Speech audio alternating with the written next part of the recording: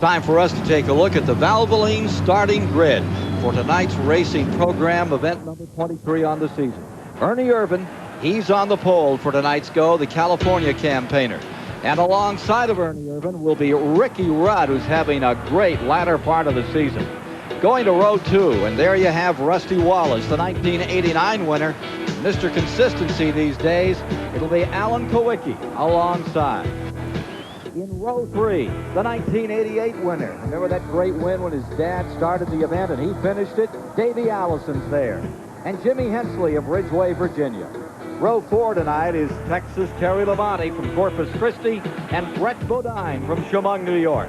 In row 5, Jeff Bodine, his elder brother, and Ken Schrader from Missouri. In row 6, two-time winner of the event, Dale Earnhardt and Dick Trickle from Wisconsin. In row 7, Batesville, Arkansas's Mark Martin and the 4-time champion, Darrell Waltrip. Row 8 is Harry Gant and Dale Jarrett. For row 9 tonight, Kyle Petty and Morgan Shepherd. In row 10, it's Rick Mast and Spanaway, Washington's Derek Cope. Row 11, Wally Dallenbach from Colorado and Wisconsin's Jim Sauter. Row 12, Michael Waltrip and Jeff Purvis from Tennessee.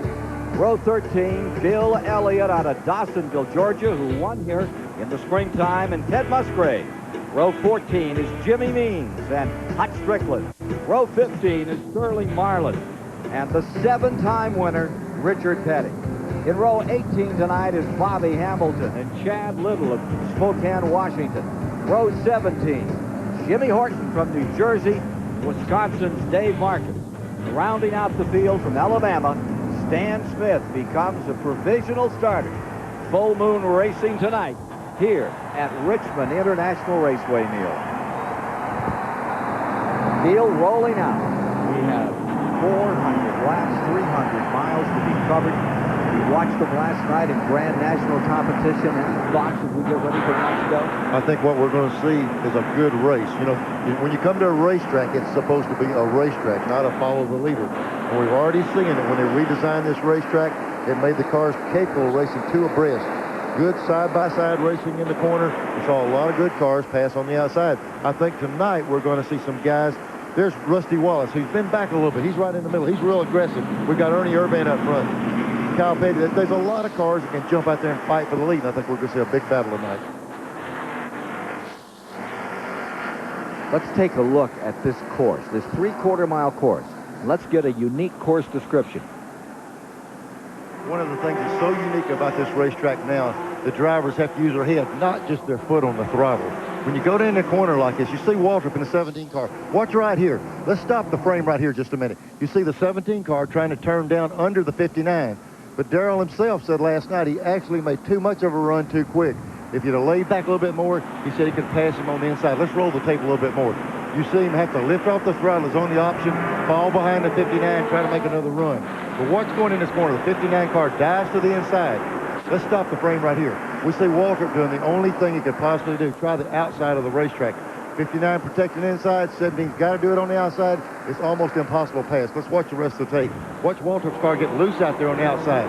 It's possible to pass out there, but on the last lap, it's going to be a tough move to make. We'll see it all night long, guys, working to stay on the inside of this racetrack. And that's the way that Robert Presley won, using corner 2 and corner 4 to give himself a victory in that very last lap last night. Now, Richard Petty was starting up in front here, just taking an honorary lap in front of the field, and he has now fallen back into his position for the race. You're riding with Mark Martin, car number 6, carrying an onboard camera tonight for us as he settles down for a start. Talk about something unique, Ken. Look at the flash bulbs in the grandstand. You think these people don't like nighttime racing? They're flashing all the way around. Now you're riding in the Trop Arctic car of Jimmy Hensley, a little further back in the field as he gets ready to go this evening, right behind Alan Kowicki. And he actually is starting a little closer to the front. Jimmy Hensley had that great starting position of 6. He had a tremendous run in the Cale Yarborough car. And here's Derek Cope's car toward the back of the field. Car number 10, the Purolator car, also carrying an onboard camera for this evening's race. Last night, the shot we showed just in out of the car, and the same shot you're seeing now, you saw empty seats because they didn't sell the back straightaway in turn 1 and 2. You will not see an empty seat tonight. They're sitting in each other's laps. This place is packed. speed limit on pit road tonight? About 35 to 45. They were talking about 35, 45, and they dropped it down to 35, I think. They had talked earlier today about going up to 45 for tonight. But I don't know if there's any question. Showing a take one to the field. No, I think we're going to get a go this time by. Take a look at this shot of this sold-out house. Been sold out for 3 months, and they've added some 14,000 seats. They did give them one more to go right now. This nighttime racing, they usually give them an extra lap to get their oil warmed up in the cars. These cars actually have thermostats on the oil coolers nowadays. I've never seen it, but for this nighttime racing, they put a thermostat until the oil gets warm. It doesn't go through the oil coolers. They're trying to keep these motors together. Well, there it is. It's a gem. Richmond International Raceway. How far it has come since it used to be the old Strawberry Hill racetrack 40, 50 years back. Pennzoil aerial platform giving us this dramatic picture of this lovely racetrack that has everything as far as I'm concerned. It acts like a super speedway, yet it really is a short track. Gives you that kind of action. Qualified today at 120 miles an hour. Ernie Irvin getting up there for the point. Some of the people in the state just want to go said every time they come here they break records because they add seats and they add more people. It's a new record every time they hold an event for sporting events in Virginia. Mark Martin back there in the 13th position. Pontiac pace car breaks onto pit road. We're ready to go racing with Ernie Irvin and Ricky Rudd up in front. As the sun sets, the excitement goes up at Richmond International Raceway as they break into turn number 1.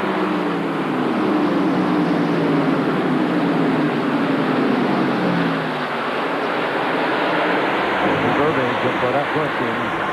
Last night he did the same thing as Bushmore. He jumped right in the lead. Look at Kowicki go to third, and here comes Rusty Wallace trying to shoehorn his way through on the bottom. Clean start and 1 lap down. 399 to go. Here's Ricky Rudd in that second spot. You want to hug that inside rail, as Neil was pointing out, that course restriction. Turn 2 is so tight. You've got to be just right to get through there. Alan Kowicki, look at him running in third. I'll tell you what's impressive is Ricky Rudd. You know, everybody was concerned that the 4 car might jump out there and run away, but Rudd's not letting him get away from him. He's putting a lot of pressure on him. Rudd has always run well at this racetrack, including the old racetrack. This is his home track, and he runs well when he comes here. There he is. He's turning down up under the 4 car. Looking for his 4th turn. 13th Winston Cup victory. The Chesapeake, Virginia native dives down to the bottom in turn number 1. And Ernie Irvin, the California campaigner, slams the door. That's what's so good about this racetrack, Ken. Usually at the track, when a guy gets that much beside you, got to lift. The 4 car just drove it a little bit deeper and kept the lead. Temporarily.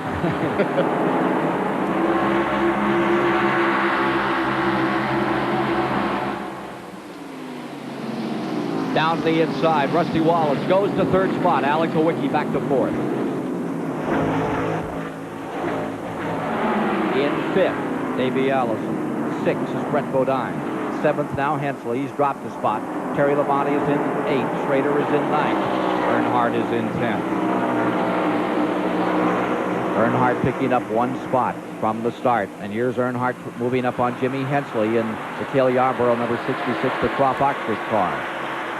Schrader right there in the 25. Hasn't had much luck on this racetrack. I'd like to turn that around tonight. 9th spot. And looking back from Jimmy Hensley. And Earnhardt in pursuit. There's Jimmy Hensley getting a look at that Goodring sign on the hood of that car. Blurred the vision. I wonder if we tapped the camera a little bit there. Leaders. Irvin, Rudd, Wallace. 1, 2, and 3. 7 laps down, this time by. Kowicki falls back 4 car lengths from the leader. Wallace making a run on the inside. Wallace is probably as hungry as any driver on this circuit to win a race. Last week was really the first time he's ran right up front in a long time, and he said he thinks he's in good shape for tonight. Big night for him. This is his sponsor's race. He needs a good finish. He thought for a moment he had the pole. Then in the last moments of qualifying, beaten out by those 2 that are running side by side. Whoa! Irvin just barely scrapes through on Ricky Rudd in turns 1 and 2. Wallace coming back. Battle among the top 3. Rudd really worked on Irvin. He rode him right up off the corner several laps, right on his back bumper. And I thought might have a chance to get by him, but Ernie beat him down in the corner again. Now here's Wallace taking another stab at it in turn 1. Coming around to complete 10 laps this time. Ernie Irvan is in front, and look at this battle further back. That's the 25, Schrader in 9th position. He is battling with Jimmy Hensley. Battle is for 8th. Schrader in 9th, trying to move up one on Jimmy Hensley in the 66. Mark Martin right there. And there's the view from Jimmy Hensley, and here comes that 25 back on the inside another time. Mark Martin's sitting there trying to say, which one of you guys are going on? He wants to follow the guy that makes the pass, but he can't figure it out yet. Still absolutely dead even in this battle for 8th spot. Schrader on the inside. Hensley giving it a heck of a ride on the outside. The 9-time winner in Grand National competition. Now Mark Martin noses down to the bottom. Terry Labonte comes with it. Derek Cope pulls on pit road at lap 11. Cope in the Purelator car on pit road. Look at Hensley hang it on the outside, Neil. Yeah, his car's working good outside. We're inside of Cope's car there. He's having a problem. He's on pit road. They've got the hood up. Now look at this battle for the lead. Here you see number 5 right down there, Rudd going for it. Ernie Irvan along the high side. This is what's been so good about this racetrack. Getting beside a guy doesn't necessarily say you take the lead. We've seen a lot of side-by-side racing, and in practice, you just get beside him doesn't mean you're going to take the lead. Great shot coming down across that start-finish line. And again, Ernie Irvan pushes the Kodak car out in front, and right back comes the Tide machine. Oh, just a little loose for a second. There's that car number 5. He pinched it on the inside of 2. Exactly what you were talking about before we began this race, Neil. Yeah, there's Rusty Wallace. He's trying to figure where to go. He thought about 3 abreast coming off that corner. When these two guys run side by side, the first 2 cars, they're really heating their tires up. After they get single file, Rusty might be able to make a run on either one of them. And this coming up is only lap 15, folks. 300 miles, 400 laps. Going to be a goodie. Just 385 to go. Back to the inside comes Rudd. And Ernie Irvan stays right with him. Boy, Rusty is wanting to get in the middle of those guys so bad. Every time they make that opening, he sticks the nose of that Pontiac in there. And now he's trying the outside groove. Ernie Irvan stays up in there, and with that number 2, they draw away. There's the effect of the draft on this 3/4-mile track, Neil. Yeah, and like I was talking about before, they really, 2 guys side by side, really warmed their tires up. I felt like that Rusty sitting there taking it easy. He might be able to make a run on Irvan. He's been sitting there taking it easier on his car.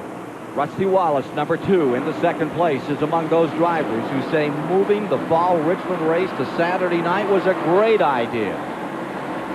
Rusty was sitting back there the biggest advantage licking his tonight chops. is that He's the just track telling doesn't him. change. You're not chasing the weather. It doesn't get, it's not cold then hot. It stays pretty consistent throughout the night. And when the race is said and done, I can go play around the lake all day Sunday. Right now he's playing around for first place, Bonnet. As I was trying to talk all over Rusty, I said he was back there licking his chops. Those 2 guys running side by side, really heating their tires up. And as soon as they got single file, Rusty drove by both of them. But here comes Ernie Irvan right back on the bottom. I tell you, Rusty's working in the car. You can see coming off the 4th turn, he's got those white gloves on, and he's really working that steering wheel. He's hustling that race car. The Maestro in number 2 pulls away by 4 car lengths. Wallace in the number 2 has been looking for a win for some time. His best finish this year was 2nd at North Wilkesboro. And Derek Cope in the Purelator car calls it a night early, pulls off and goes back into the garage area. Look at this battle for 2nd place. Rudd hammering away on Ernie Irvan as they go into turns 1 and 2. Ricky Rudd right down low, and again has to take that extra chop on the steering wheel. Did you notice that 5 car really jumping the throttle and almost hit him and lift and let him go back by? The nose of the car pushed out. If he'd have stayed in the throttle, he'd turn Ernie around. They're racing hard, but racing real clean right now. Let's go to Dale Jarrett. Well, guys, while all this action is going on up front, Davey Allison started 5th. He's maintained 5th, but he dropped way, way back about 20-25 car lengths from the lead pack. Radioed in, said the car had a real bad push in it. The cool temperatures make the car bite a little better, but since then, he's seeked around, sought a better groove. He has been able to pull back up almost on the rear deck of Alec Kowicki, but he's got the man in black, number 3, breathing down his neck. So I look for Earnhardt to make that pass on Allison, take that 5th spot away pretty soon. Thank you, Glenn. Kowicki is fourth, Allison is fifth, and Earnhardt running in sixth. 21 laps are now complete. Rusty Wallace scoots out in front. He builds up a 30-car lead in the first 20 laps of this thing after he finally was able to snare the lead from Ernie Irvan and Ricky Rudd. You're not going to tell everybody when you asked me before the show came on who I thought would be strong, are you? Remember me saying the 2 car? Yeah, you got to. Sometimes I get lucky. I've been clocking him during practice. Rusty's been strong all week, and I'm telling you, he's hungry for a win, but we got a long way to go. No wins in 92. His last win at Pocono, at second Pocono of 1991. 34 races without a win for Rusty Wallace, who now has Buddy Parrott as the crew chief, and he's a meat and potatoes kind of crew chief, kind of guy that deals in fundamentals.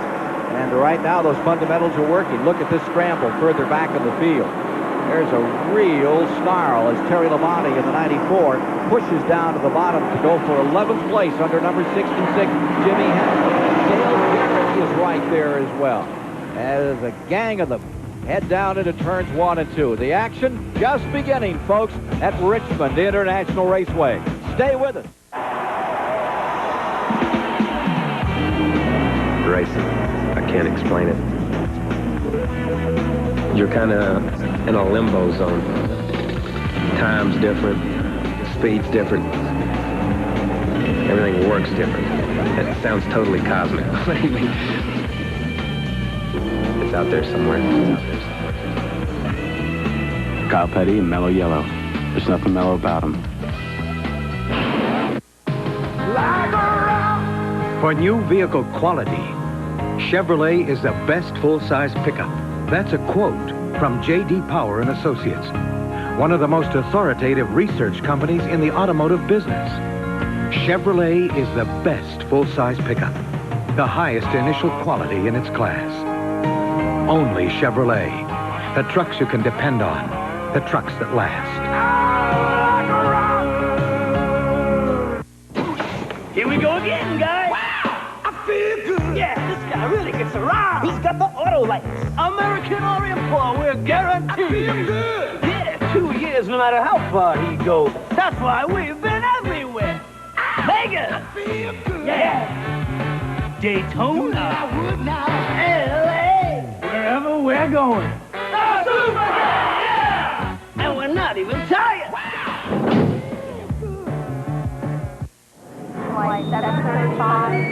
Open your coat, please. Take that thing out, slowly. You got some kind of device. We have a possible situation. No, wait, no, really. We have a situation here. Not a situation. This is Touch the button, sir. everybody. Car stereo. Pioneer car stereos offer you a detachable face for the ultimate in security. You see, it's a detachable face for the car stereo. What's the matter with these people are so...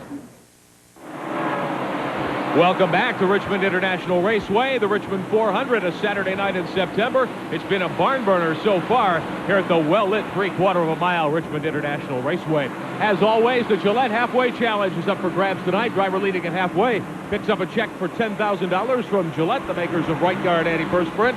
You can get involved, too. Here's how it works. Send a card to this address, Box 2246, St. Petersburg, Florida, 33731, 2246, the zip code. Have to be 18 or over. You'll be in the drawing for next week's event. If we call you during the race and you can tell us who's the leader at halfway, you'll win a brand new Chevrolet Lumina Z34 from Gillette and Chevrolet. We'll have the winner for you tonight a little bit later on. Also, gentlemen, a note about Derek Hope, who ran into problems early. His oil pump belt has come off, we understand. The engine has started to lock up. Crew looking at the situation now to see if they might get him back into the race. Thank you much, Rick. At lap 32, there's the first car going down. It is Horton, Pennsylvania Dirt Modified star. It's the first car lap. Lap 32, or actually we're working 33, as Rusty Wallace dispatches him. And look at this battle. There's the number 6, Mark Martin, who's just gone beneath Earnhardt in the number 3 car and picked up another spot. Gets him up into the 6th position, Martin. And Earnhardt is back to 7th, and you see in 8th the number 17 of Darrell Waltrip. Back up front, Rusty Wallace continues to run her wide open. Well, Rusty Wallace down here was talking to his crew chief, Buddy Parrott. Here's what Buddy Parrott said. Please, Rusty, cool your jets just a little bit. There's a long way to go. Rusty said, we've pulled a great gear. One of the many selections that these drivers and crews have to make is gearing. But all of a sudden, Rusty came over the radio and said the 2 car is starting to have a little bit of a miss. It is skipping. So Buddy Parrott said, turn off the brake fans. There's lots of different electrical appliances that these guys have running in the car to keep the brakes cool as well as the rear end cool. Buddy already said, turn off the brake fan. Neil Bonnet, that could be a bad sign later on. Yeah, he probably thinks he's got an alternator problem. The longer he runs with the electrical stuff on, he's going to drain the battery. These electrical systems that fire these motors take tremendous amount of fire. When it gets weak, the motor misses RPM, and he must be experiencing that. 67 100ths of a second separated this field when they started. And already from first to second is a separation of almost 2 seconds, 1 7/10, as Rusty Wallace gets on his war paint, game face, and comes out here and for the moment rides away from Ernie Irvin in second spot, Ricky Rudd in third. Now showing in fourth is Davey Allison with fifth spot belonging to the number 6 of Mark Martin, followed by Alan Kowicki and Dale Earnhardt. Rusty Wallace, one driver who's had a disappointing season, but Rusty Wallace says he's on the edge of turning things around. It's getting late in the season, and we've had such a bad year the first half. There is a little pressure maybe put on by myself to hurry and get a couple wins out of the way, because I really thought we were going to win 4 or 5 races by this time. But we've had some personnel changes, had to change a lot of rules, bodies and motors and stuff like that, and things are really hampered. But right now, it's really going good with the new crew chief. Right now, lap 39, there he is with the advantage. And about to put a lap on Chad Little in car number 9, the Harry Melling car. Take a look back here. Here's Earnhardt in number 3, going after Alan Kowicki in number 7 for 6th spot, and Waltrip right in the thick of it. The outside, Kowicki's car had been fading just a little bit. There goes Dale in the 17 car. Darrell Waltrip around on the outside. Kowicki's car seems to be giving up just at least a little bit. We understand, gentlemen, that the Dale Earnhardt crew is a little concerned. Earnhardt's car is loose coming off the corners. That may be why he's running up high at the moment. That Waltrip car is coming from 14th to 8th. And that's looking good as it noses down to the bottom. Tries to snag another position out of turn 4. You know, Waltrip told us at the top of the show that he felt racy. When a driver says that, he just got the feel through the seat of his pants that that car is going to do what he wants to do. Darrell said his car is really hooked up, and he's coming after him. Bristol, Darlington, both following to him that rain-shortened Darlington last week. Here is number 17, Earnhardt working for 6. Waltrip working for 6. It's Earnhardt's position at the moment, but not for long as they pull up on Jimmy Means in car number 52. Ooh. Jimmy Means saw him coming and moved over. Gave him plenty of room the two of them to get off that corner. Seen some pretty wild racing at Richmond in turns 3 and 4 back in the half-mile days. You remember those days, Neil? Oh, yeah, I remember them. I tested this place a few different ways. We saw the guys really working the steering wheels. This track is so smooth. It's smooth as silk. The thing that makes them a little loose of the gas pedal. You can loosen the rear wheels up.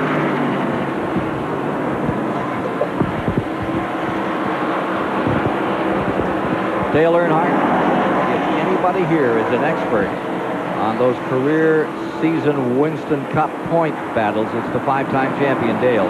He thinks this year's fight may go right down to the wire at Atlanta in November. There's nobody really dominated consistency. Davies had his problems with crashes, and we blew up, and Bill's had his problems being off on the chassis or whatever, and who knows how it's going to turn up. Allen's been about the most consistent car out there, him and Harry Gant. So if they can keep that up and Bill and Davey keep having little miscues or whatever, it could be anybody's race. For the moment, the guy who is trying to win that race for the championship for the second time in his career, that is Bill Elliott, is back in 20th position. Recall he started 25th tonight, still trying to work his way up through. I talked to Junior Johnson just before the race started.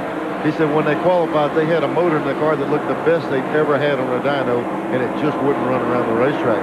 And they stuck a couple of more motors in the car, and they still haven't been able to get Bill up to speed. They've got a problem, and they can't figure it out. There's Bill Elliott closing up on Jeff Purvis in the Bobby Allison car, the number 12, just in front of him. Jeff Purvis stepping in where Hutch Strickland had been seated, and here comes Sterling inside. Lots of stories developing there as they press back in 20th spot. Sterling getting to the bottom of the racetrack, making some room on Purvis. This at lap 48. Down the bottom, trying to get under Jeff Purvis in the 12 car. Bobby Allison's same situation we had before. There's Bill Elliott trying to see which way the other guys are going to go before he can make a move. Caution free if you're just joining us thus far, working toward lap number 50 with Rusty Wallace in front, Ernie Irvin in second. Watching further back in the field as car number 12. Jeff Purvis stays there in 19th position, and now you're riding with Mark Martin, who is chasing Davey Allison. What a scramble they're having. That's third and fourth position going down the back straightaway. Yeah, Davey just cleared him. Davey just got around Mark just a few seconds ago. We're looking at the RPM. The car's all the way down to 51 or 5,200 RPM in the corner. Here they come up on the straightaway. Let's see what kind of RPM this thing turns at the end of the straightaway. 8,200 is about the most I saw that time. 140 miles an hour, too. Yeah, that's what's misleading. Everybody says, boy, you're on a 110, 120 mile an hour racetrack, but you slow down so much in the corner, you have tremendous straightaway speeds. Back up to 138, scoots down into the banking, around that corner. Ford telemetry giving us this idea of what those motors are turning, and look at Mark Martin scoot that Valvoline Ford right up there beside the Texaco number 28. Can we talk about racing come a long way? I have to say TV sure came a long way. It sets the fans. I've never heard people talk so much how it feels to look at the TV. You feel like you're sitting in the race car. Folks, I'm telling you, that's just the way it feels sitting in that car, watching all the stuff on the tachometer, the speed, all the different deals. Just feel the speed in it. Want to get a sense of speed? Ride right here with Mark Martin out of the side window here. And that's, if they'll notice that car come off that corner, how it slid out. You're not driving it out there. You get it aimed off the corner, and when it makes this last little, watch the car just jump out at the wall, and it feels like there's a cushion of air off the side of the car that really stops it from hitting. Let's see if we can follow that thing up off the corner again. Let's do it one more time. Here we come. Now watch the car. He's driving up off the corner, but watch the big move to the wall. And then the car almost wiggles. It's almost like there's a cushion of air between the concrete wall and the side of that car. You feel like you're going to hit it, but there's a buffet right there, and the car just bounces back off the wall without actually hitting it. From 13 to third has come Mark Martin in car number 6. Ernie Irvin still lies second. Rusty Wallace up in front. Those GM cars seem to have those heads figured out, and they've been running well in the last several races on the Winston Cup scene. You're watching it live on TBS. Richmond International Raceway sold out for months. Added 14,000 seats, and they were gone instantaneously. There's your leader. It's still Rusty Wallace as the laps continue to be his.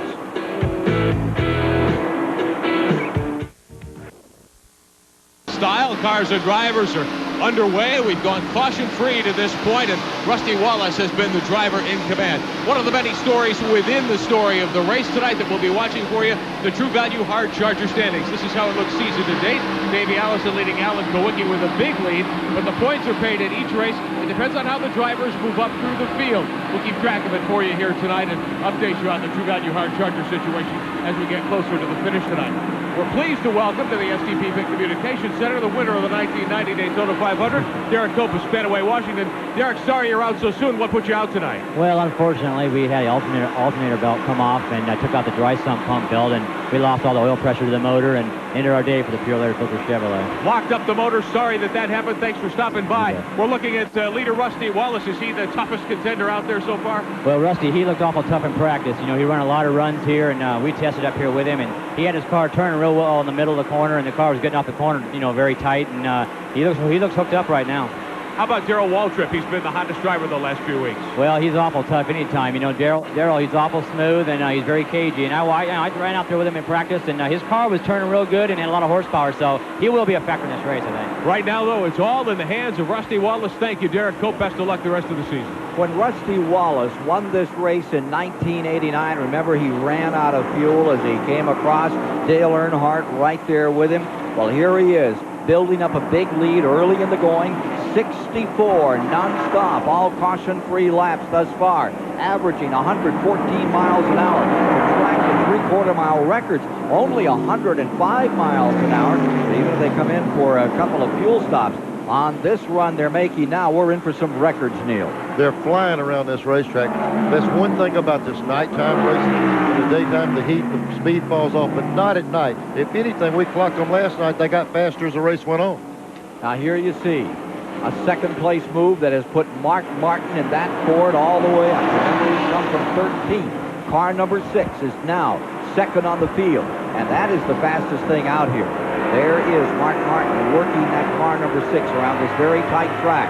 It's a lot different than any other track on which they run. It's a D-shaped three-quarter mile. It's got this big sweeping main straightaway that's banked. It's got that straightaway down the backstretch that's as straight as an arrow. And on that particular area, well, you saw it from Mark Martin's vantage, just how much he slid the car on the tube right up into the wall. There he is at work. Mark Martin trying to close in on Wallace.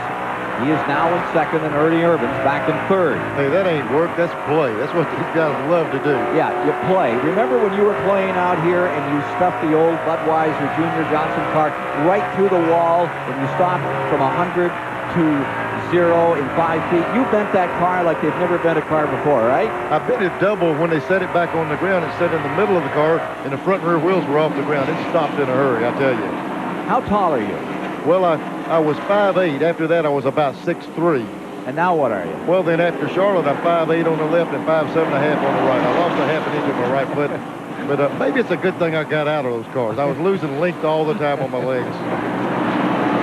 Now taking a look at car number 3, Earnhardt here. Dale Earnhardt trying to get back up. He's been having an iffy season to date, and he is running in 9th position at the present time.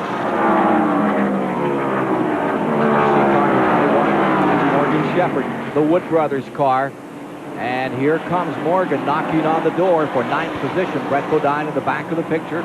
He's running in 11th. Alan Kowicki has fallen to 12th at this moment, and Alan is really off his feet. He is backing up. Here's Morgan on a charge and getting beneath the 5-time Winston Cup champion. Points that certainly will bear watching, gentlemen, as we move toward the 100 lap mark is when these drivers are going to head to the pits. The indication we're getting in the STP pit center is that around the 100 lap mark, is, if we stay green, is when drivers will start diving toward pit road.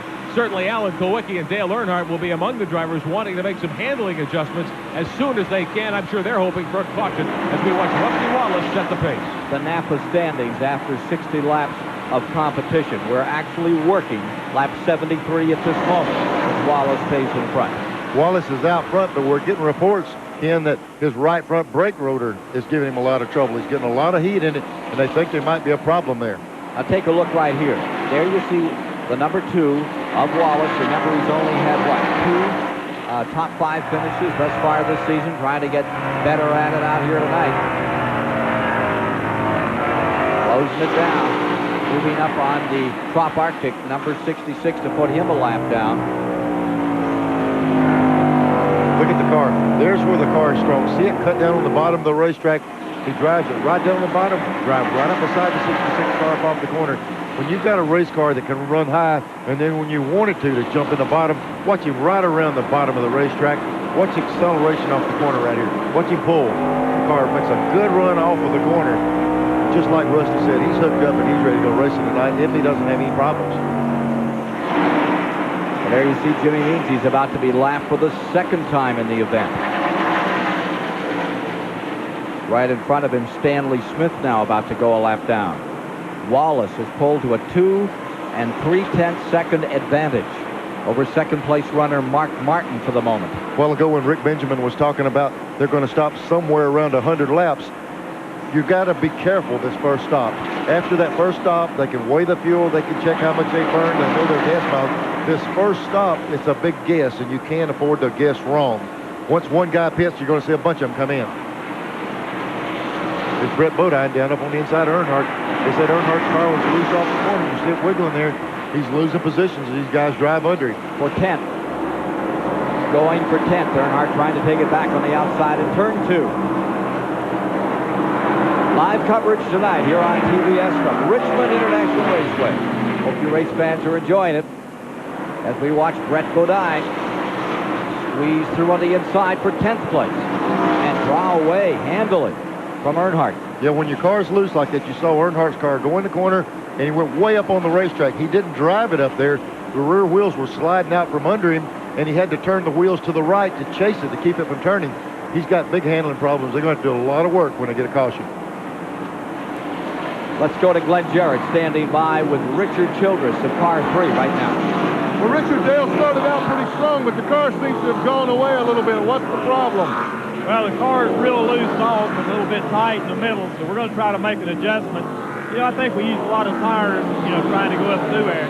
But we're going to see what adjustments we make this next time. If it goes green, when are you going to try to pit? What lap? I think somewhere around 120. Okay, guys, they're looking forward to 120 laps so they can make that adjustment on that car, getting back up toward the front. When we were here in the spring, they ran 101 green flag laps at the outset of that event. You'll recall, Bill Elliott went on to victory in that event, one of 4 in a row that he won. We've now completed 80 laps without a sign of a caution as Rusty Wallace continues to dominate the event with Mark Martin in 2nd. Ernie Irvan is 3rd. Davey Allison 4th. Darrell Waltrip is in 5th. Kyle Petty 6th. Trickle 7th. Rudd 8th. Shepard 9th. Bodine. Brett is in 10th. You can do it. 87. Mark Martin going for the first spot and taking it away from Rusty Wallace.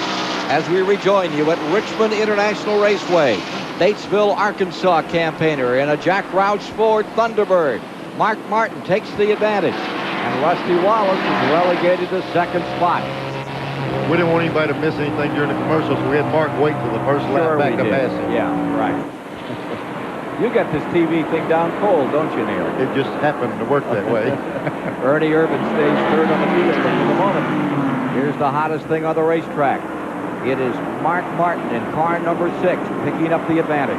Rusty Wallace's car was so good at the first of the race, but he's on an empty tank of fuel. The car's 150, 175 pounds lighter than it was when it started the race, and he's lost the handle a little bit. Mark Martin's car has gotten better, and Rusty's is backed up just a little bit. There's Mark. Now, that's the way you want to drive one. Just sit out there and cruise around, leading the race. It's a lot more fun in that position. Mark Martin's another fan of nighttime Winston Cup racing, including the fact that it shortens the driver's work week. The advantage of it is that I see is it gives the drivers, the crews, and all the people that staff the races every weekend a Sunday off. There's a different thrill, there's a different excitement, there's a different feel when you walk into the grandstands. We're competitors, so it doesn't affect us as much, but there's something about night racing that is a different feeling than going into a day race. Well, right now, the feeling is that Mark Martin is as tough as they come out here. He's just unbeatable. At lap 90, he's in command of this thing and walking away from Rusty Wallace. Martin's best finish in this race was 2nd back in 1990 as he makes his 6th start in this Richmond 400. For the moment, it's his. Wallace is 2nd, Irvan 3rd. Davey Allison stays in 4th spot. Alan Kowicki's car number 7 has backed up into the 17th position. And there you see Bill Elliott, the point leader, about to go a lap down. That number 11 car of Bill Elliott that is being shown at the present time in 23rd position. He's dropped back a couple. Elliott going nowhere thus far tonight, about to be lapped maybe in the next 10 before we get to 100. When I was talking to Junior Johnson earlier today, he said, you know, I don't understand. We're seeing good power and we can't get the car to run. I said, Junior, that's nothing new. That happens a lot of times. They just can't figure out why the car's not going fast. They've tried everything and Bill's not careful here, he's fixing to go a lap down, and that could be costly in this points field. Here he is, almost ricocheting off the back of car number 19 as he tries to get himself a little running room and move around out there.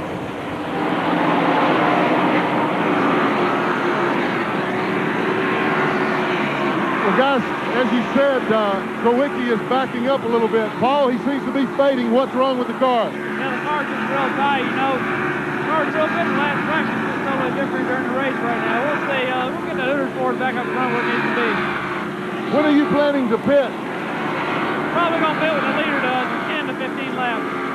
Well, guys, one of the problems when you go this long under green, if you miss the setup early, you get way behind. Also, when you have to pit under green, you don't have the time to make as many adjustments as you would under caution. So it might be a long night for some of these guys. And Glenn, we're about we're 30 laps away, 25 to 30 laps away from coming in here. Or if we stay green, Kowicki, couple of poles, couple of second place finishes at Richmond. Take a look at this. There is Bill Elliott, the point leader, back at 23rd spot, getting lapped by Mark Martin. That's happening at lap 96 if you're keeping track. Pulls up on Smith once again. Stan Smith with the 49 just in front of him. And then the 15 car with Jeff Bodine, but more cars. Boy, they're really catching them out here. Take a look here on pit road is car number 90. That's Hutch Quickland, now driving for Junie Donlevy to the end of the season before Jimmy Spencer will take over for Donlevy with a brand new sponsor. Big story on that we'll give you a little later. So look at this Mark Martin car. Mark Martin trying to get around Stanley Smith down the back straightaway. Stanley's car seems to be real strong down the straightaway. There's Mark going to try him on the outside. Well, he's threaded his way all the way up. We have 22 cars still in the lead lap. 35 started. One car has officially retired from the race, and that was Derek Hope out of Spanaway, Washington, the Purolator car. Stanley's car is running pretty well, and he got his bent earlier out here. Bounced it off a wall. He had to do some repairs on it, but it's looking pretty strong right now. Mark's in a position now where he can't just pass the 49. He's going to have to pass the 49 and the 15 car to make. He's going to make a two-car pass just about to get around him. Now he was able to get in between the 49. Here he goes on the outside of Bodine coming up off the corner. That's a tricky little move right there. You always question, does the 15 car know I'm out there? But Bodine saw him and gave him room up off that corner. 3 times he's won on short track. He came out of the ASA ranks, won the national championship in the ASA on several occasions. There you see the number 6, and here comes that 4th place car, Rusty Wallace. That's the interval back between first and second with 100 laps complete. Finished that car number 6 and came up out of the hole in turn 2. Started off for the wall, and Mark had to retrieve it. Stays right there tending to his knitting with the advantage now of about 20 car lengths over Wallace in second, Urban in third, and let's not forget that Davey Allison has picked up 1 spot. If they were to finish as they are right now, Allison shoots right back in front of the Winston Cup standings with 6 races to go after tonight, Neil. Just what you called earlier. That's what's so crazy about the way the point system, and it's good. You know, everybody says, boy, Bill's got a great big lead. It doesn't take but 1 race to turn that lead around. Not only first, second, third, but the whole top section up there can shuffle on any given race. Bobby Hamilton just coming in, and now you see Kyle Petty going to the inside, going for 4th spot, and setting Davey Allison back to 5th. Davey Allison right back on the outside, and he's going to retake that spot. And here's the leader coming onto pit road. 35 miles an hour. Boy, that really cuts you down. Kyle Petty coming in behind him there. 2 of the front running cars coming in. At 103 laps on this 3/4 mile track, we have the leader and what had been the 4th place car on pit road. Going to do 4 tires. We see the right side change, but look at the left. You see the guy taking the left side lug nuts off. If they're going to do 4 tires, they feel like it's critical just to track as hard as they work in the corner. The average speed through the first 100 laps stays about 113 miles an hour. Now Davey Allison comes in. Dick Trickle, Wally Dallenbach, and the 41 car. Dave Marcus at the controls of that tonight.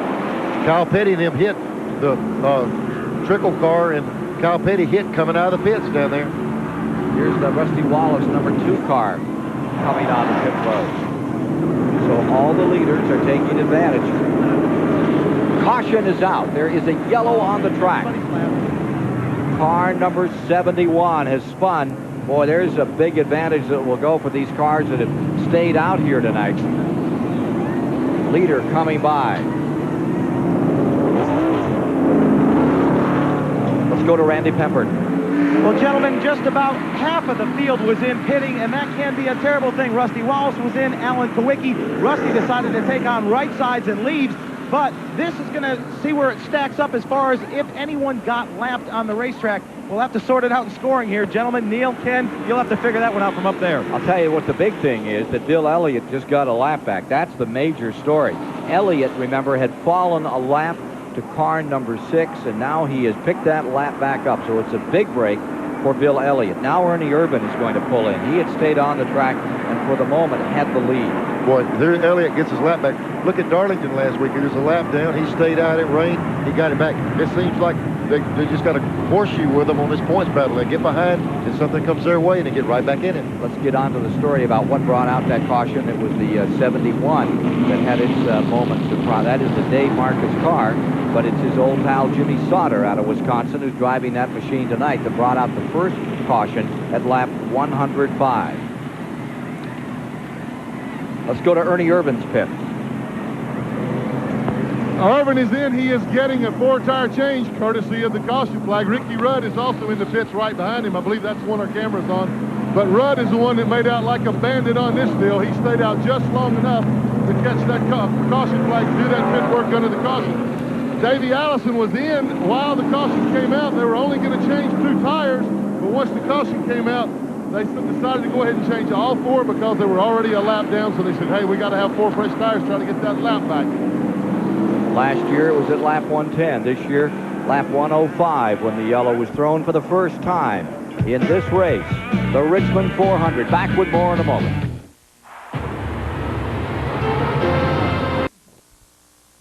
Chevrolet, the heartbeat of America. And by Walmart. Always the low price. Always. Welcome back to Richmond International Raceway. We're past the 110 lap mark under caution. Ernie Irvin catching a break on that falling of the caution flag for the Jim Sauter spin, and he is back in the lead. Now tonight, as usual, in the Winston Cup situation, we have for you the Gillette Halfway Challenge, and here's how you can get involved in that. Of course, the driver leading at the halfway point wins a $10,000 check. Courtesy of the folks at Gillette, the makers of Right Guard Antiperspirant and the Sensor Shaving System. You can get involved if you can tell us who the lap leader is at halfway. You'll win a new Chevrolet Lumina Z34. If you've entered the Gillette Halfway Challenge and we call you at home and you can tell us who's leading at halfway, you'll win the automobile. Now, here's how you can get involved for next week's Peak Antifreeze 500 up at Dover Downs. Drop us a line at Box 2246, St. Petersburg, Florida, 33731-2246. You have to be 18 or older to get involved in the Gillette Halfway Challenge battle. And the following week, if you're called and you can name the halfway leader, you'll win that brand new Chevrolet, courtesy of the folks at Gillette. With Neil Bonnet, Ken Squire, topside here at Richmond International Raceway. 110 laps are complete. Interesting situation here. Wallace, Martin, Allison go down about a lap because they got trapped on that pit stop. This will put car number 4, Ernie Irvin, back up on the point. Morgan Shepherd will be second. Darrell Waltrip will be third. Running in the 4th spot, Dale Jarrett on the restart, with Harry Gant in 5th as we watch Sterling Marlin on pit road. 6th is Ricky Rudd. 7th is Ted Musgrave. How about Richard Petty in 8th position? He's doing pretty well. He's had a top 20 position finish in the last 5 races. He hasn't been too happy with how the car's been handling, but he's been up in there watching the work on Sterling Marlin's car from the Junior Johnson team. Now remember, they're saying that Marlin has an oil leak on car number 22. That's what they're looking for beneath that car, Neil. Yeah, they got a big light on there now so they can try to see what it is. They probably get reports from some of the people following that car that there's oil coming off of it, and they can't find it. Boy, you talk about a turnaround. The 3 guys were leading the race, found themselves by pitting early, almost a lap down. They're on the tail end of the lead lap, and they're going to have to race Ernie Irvin to get that lap back.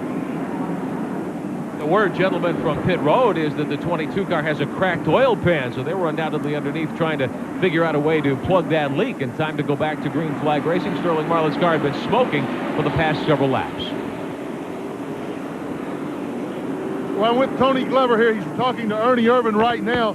Tony, just how lucky were you that you guys were ready for him to come in under the green? Well, I don't know how lucky we are, but I tell you, I really hate to see stuff like that happen because I hate to see anybody lose a lap because they did it earlier. I hate to see a madhouse like I think it's going to be on this restart. Right. Ernie seems to have faded just a little bit, then came back right there at the end of that green flag run. How is the car? Well, right now we're a little tight in the middle, a little loose in, a little loose off. You know, we didn't really have time to make any adjustments in. Hopefully we'll be okay. Well, I think he will. He's got a lot of his competition a lap down right now. He was very lucky. Look at this scramble up here as they try to get sorted out to get this back underway. The pace car is coming in. Some were 3 abreast for a moment. They still are 3 abreast as they're coming down for the start. And there goes Rusty Wallace up through. Now remember what Wallace is trying to do. He's trying to get his lap back. Trickle is in there trying to get a lap back. Davey Allison, the 4 car was the leader on that start, and there were a group of tail-end cars on the lead lap up in front. And those cars that were lapped down pulled up on the tail-enders, and away we went, Neil. And I'll tell you what, on a start like that, if you're not in 2 abreast formation going in that corner, NASCAR can make a call. But it looks like they're going to let it go like they did. They were all out of shape starting the race. 3 wide as they came down out of turn number 4. You saw it there, as they were still looking for position. Now here's the situation. Irvin has the advantage. We have 114 laps complete. But getting his lap back for the moment is Rusty Wallace for sure, as well as Mark Martin and Davey Allison. All 3 have regained their lap that they were down. That's right, Kenny. It must be questionable on Kowicki in the 7 car because he's racing like everything with Rusty. He's not on the board as the leader. He possibly did it and lost time too. He's got to stay up front with Rusty. The leader remains car number 4, Ernie Irvin, as they come down to complete 117 laps.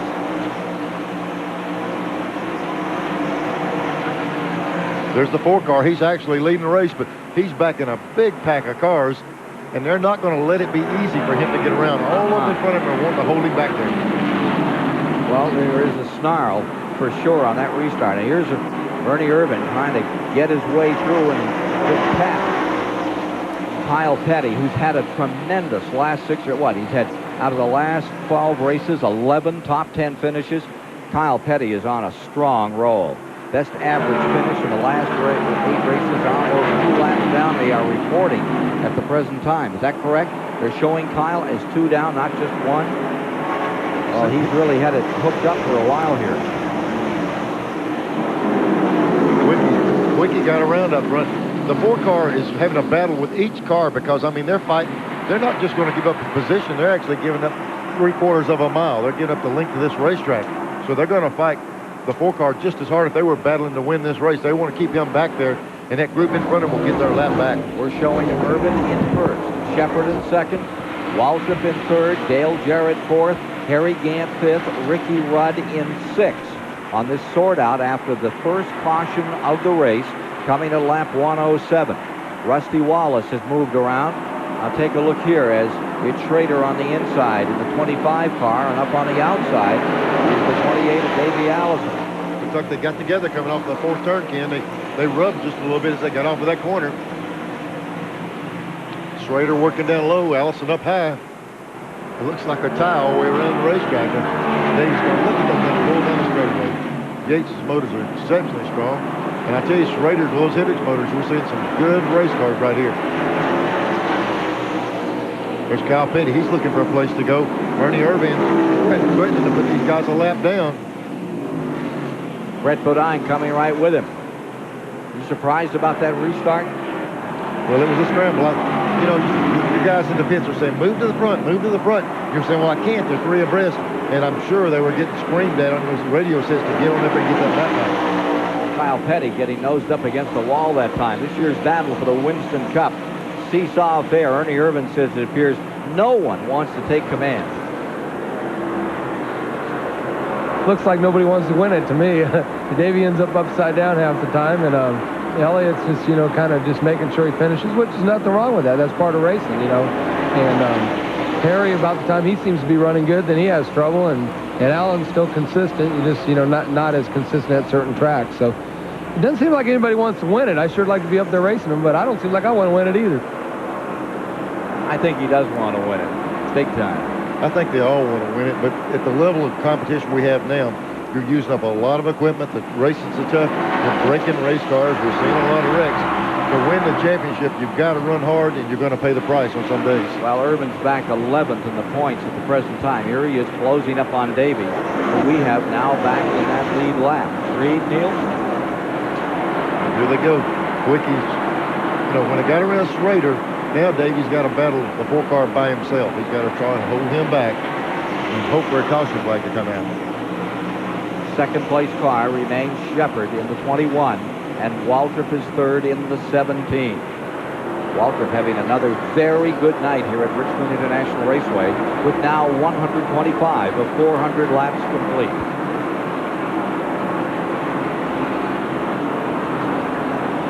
Further back in the field, Gant stays fourth. Fifth is Rudd, sixth is Earnhardt, and seventh is Jarrett.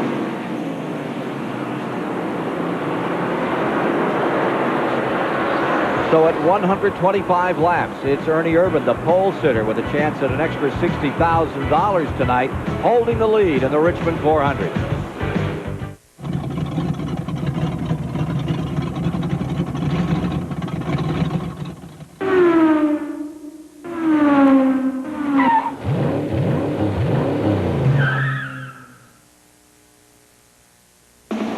For Law and Order, the future looks bleak. Mel Gibson. We're going to give them back their heroes. Mad Max. 11 Eastern tonight on TBS. Okay, so we were having a good time after work when this older guy walks up and orders a Bud. Give me a Budweiser. One could have been a coincidence. Yeah, but then... Budweiser. Budweiser. Budweiser. Whoa. Think about it. We like Bud. They like Bud. Yeah, could it be we're really more alike than we thought? So young. Obviously, this was going to require further study. To learn. One of these engines was filled with Castrol Syntec, a new synthetic oil. The rest with conventional oils. They were then drained and started without oil to prove a point. You see, Syntec's unique molecular structure bonds to engine parts. Lab tests show it leaves a layer of protection far stronger than conventional oil. And if Syntec protects this well now, imagine if you leave it in. Castrol Syntec protects in ways other oils can't. A noble warrior advised, the art of protection springs from within. One must stay vigilant against one's unfragrant perspiration, lest one provoke a hostile response. Thus, the Norse ritual is Right Guard Sport Stick. An aromatic array of the freshest scents and maximum protection against disarming wetness. Confirming the wisdom, the best defense is not to offend. Right Guard Sport Stick. Anything less would be uncivilized. Promotional fees and consideration have been paid by the following: Goodyear, #1 in racing, and makers of Goodyear Eagles, the most successful line of high-performance tires in the world. And by Valvoline, people who know use Valvoline. And by the U.S. Air Force Reserve. For most people in the world, the intense power of the F-16 is thousands of feet above. For you, it's a phone call away. The Air Force Reserve, a great way to serve. You couldn't pick a finer night for stock car racing. 34 Winston Cup motors singing quite a September song. Here at Richmond International Raceway, it's been a beautiful night of racing so far. We've had one caution period. We're working lap 134, and at the moment, Ernie Irvan is showing the way here at Richmond International Raceway. I'm Rick Benjamin at the STP Pit Center. But now let's take a look at the Fram race story to this date. Ernie Irvan got the early jump tonight. He led the first 13 laps. Ricky Rudd led one. Ernie Irvan back again. They had quite a battle going. Then it was Rusty Wallace's show at that point, and Rusty led much of the balance of the first 100 laps. Mark Martin got hooked up on lap 86, blew right by Ernie Irvan on the outside, and Martin really was in control at that point. Wallace came back, Irvan again. Then we had the caution at lap 107. Ernie Irvan took advantage of that caution. He's taken the lead over Morgan Shepherd, who really caught a break on the caution and has advanced to second spot.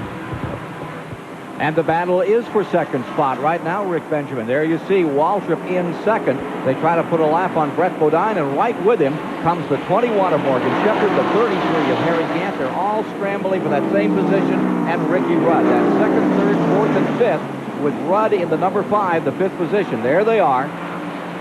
motoring their way for second spot. It's 17, Waltrip with the position. Shepard has pulled alongside for a lap. Now he's fallen back to third again. Gant stays fourth. Rudd is fifth. Earnhardt is sixth. Dale Jarrett is seventh. And they're all within about 45, 50 car lengths of each other, straightaway of each other at the present time. Bodine, that's Jeff Bodine is being shown in 8th. And Musgrave in 9th. And Bill Elliott, after the scramble and the restart, has himself 10th position. Elliott, car number 11 for Junior Johnson, is in 10th. Terry Labonte is in 11th. Jeff Purvis in the Bobby Allison car, the Ray Vespers machine, in 12th. And Richard Petty is in 13th at the present time. Well, there you see Darrell Waltrip working his way on the high side and getting around Kyle Petty. Advantage is 2 7/10 of a second between first and second position. ODW wasn't lying when he said he felt racy. He felt racy last night. He got beaten by a very good Grand National driver out here, Robert Presley. More on that story a bit later. Darrell Waltrip says nighttime Winston Cup racing just adds a lot to the spectacle for the sport. I love it. I think it's exciting. It doesn't do anything for us as competitors, but I think going home and watching it on TV, or if I was a fan in the stand, I would love night racing because it just is more. You see the sparks, the glowing brakes, and the cars just seem like they're just a lot more fluorescent. It's pretty exciting stuff. Indeed, it's exciting as you watch Waltrip in the lap car of Kyle Petty, followed by Morgan Shepherd flashing beneath the lights here. And there you see that 21 car, Shepherd in third, with Harry Gant in fourth. Mr. September could be ready to do it again in 92 the way things are shaping up, with Rudd in the number 5 right there in fifth. Then it's Earnhardt just behind him, running in the 6th position. There's the lap car of Brett Bodine. Then Earnhardt running 6th, and behind him up on the outside is Dale Jarrett in 7th. Good battle further back in the field as Ernie Irvin, the pole sitter for the moment, stays in front, but his lead is diminishing. It's now 1 5/10 seconds between first and second. There's the leader, Ernie Irvin, in the number 4. And there you see the 17, Darrell Waltrip. As Neil said, old DW told him he felt racy tonight, and it looks like he's ready to go for number 3 right about here. Meanwhile, Schrader in the 25 is trying to get a lap back. And while we're talking about getting a lap back, we're looking at the 4 car here. Schrader just went a lap down, but the 3 cars that were in front of him, the Kwiecki car, the 6 car of Mark Martin, and Dave Allison, they're able to stay out in front of the 4. They've still got enough lead out there. They're not getting threatened yet to go that lap down. It looks like they're able to hold their own out in front of Ernie Irvin. And here comes Schrader back trying to get that lap back in. He's in 22nd position, Neil, as he comes down to the inside out of turn number 2. Here's Schrader on the bottom of the racetrack. This is at lap 144. Again, tries to muscle his way down on the inside at 4. And he may pull it off right here. Meanwhile, here comes Waltrip closing ground. DW in the 17 car, going for 3 in a row, is right there.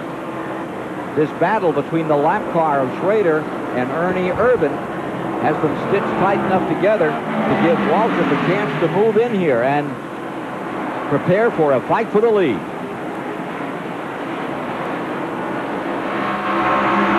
I'll tell you, in a situation like this, the 4 car having to race Kenny real hard has got him slowed up just a little bit. Now the question is, can Waltrip go right on by Schrader and not have to battle with him like the 4 car? It probably hurt the 4 to battle with him just a little bit. He just can barrel drive right on by Schrader and then work on the 4 car.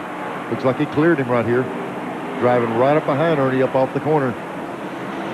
Well, we got a couple of drivers with 4 wins this season, and now Darrell Waltrip would like to add his name to that group. Last night, there's Waltrip making a move on the inside the 4 car. Then he said last night he's having the most fun he's ever had in his life racing. And you're listening to a several-time champion. That means a lot. 3-time Winston Cup champion Darrell Waltrip down to the inside. Western Auto Car going for first place. Fans on their feet. Battle for the lead. A couple of Chevy Luminas squaring off here at the 3/4 mile Richmond International Raceway as we are 2.5 laps away from 150. Every time Waltrip has a new baby, they win a lot of races. This keeps up, they're going to have a big family before this is over. 7 little peppers before too long. Well, I'll tell you, I walked by their car this afternoon, was talking to old Jake Elder. You just don't hear much about Jake. It used to be Suitcase Jake. He moved from team to team. Looks like old Jake Elder set that suitcase down and settled in. He's got this race team running now. I think he opened that suitcase and took out a lot of old tricks. Suitcase Jake has Darrell Waltrip in first, and there you see Urban in second.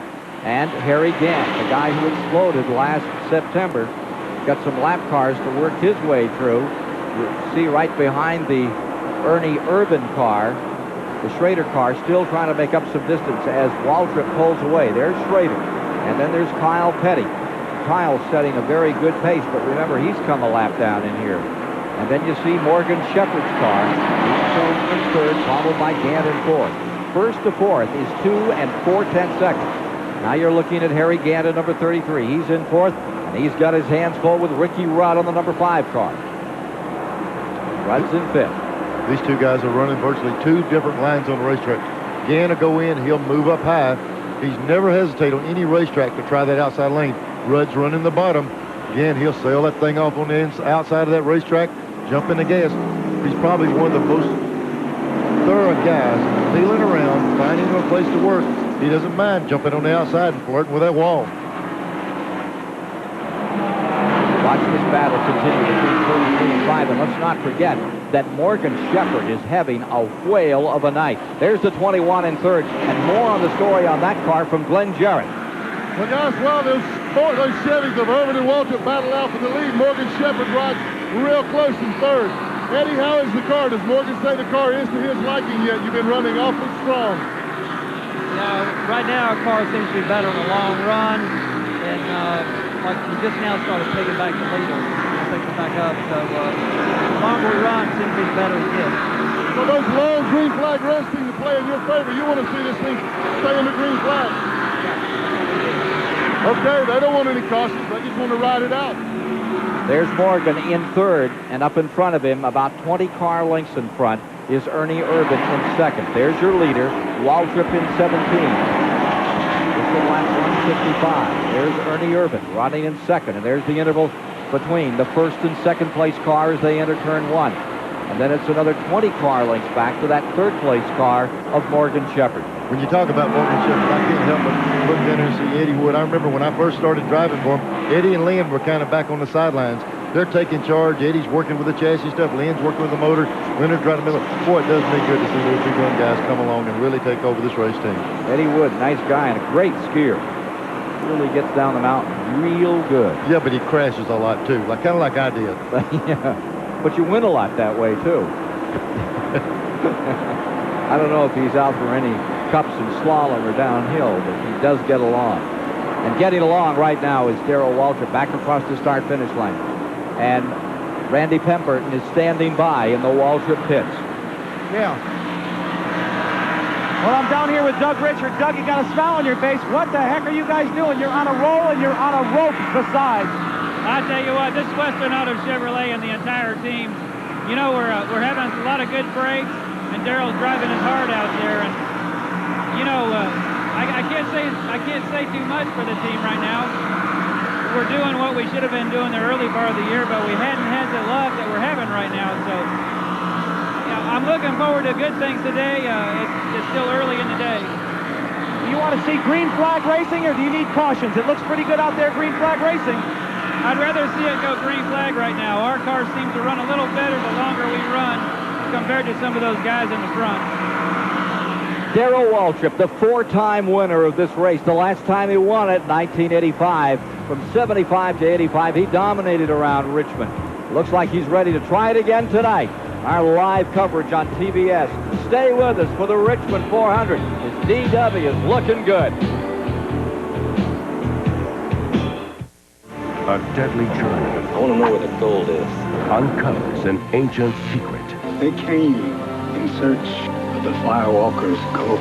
A secret worth killing for. And dying for. I had a feeling about this trip. Chuck Norris, Lou Gossett Jr. Firewalker. 10:35 Eastern, Sunday morning on TBS. One of these engines was filled with Castrol Syntec, a new synthetic oil. the rest with conventional oils. They were then drained and started without oil to prove a point. You see, Syntec's unique molecular structure bonds to engine parts. Lab tests show it leaves a layer of protection far stronger than conventional oil. And if Syntec protects this well now, imagine if you leave it in. Castrol Syntec protects in ways other oils can't. The performance of a Chevrolet is determined by many factors. We consider volumetric efficiency, coefficient of drag, yaw damping, polar moments of inertia, induction velocity, camber, caster, bounce, rebound, thermodynamic load, slip angles, linkage arrangements. And at Chevrolet, we also take into account the yeehaw factor.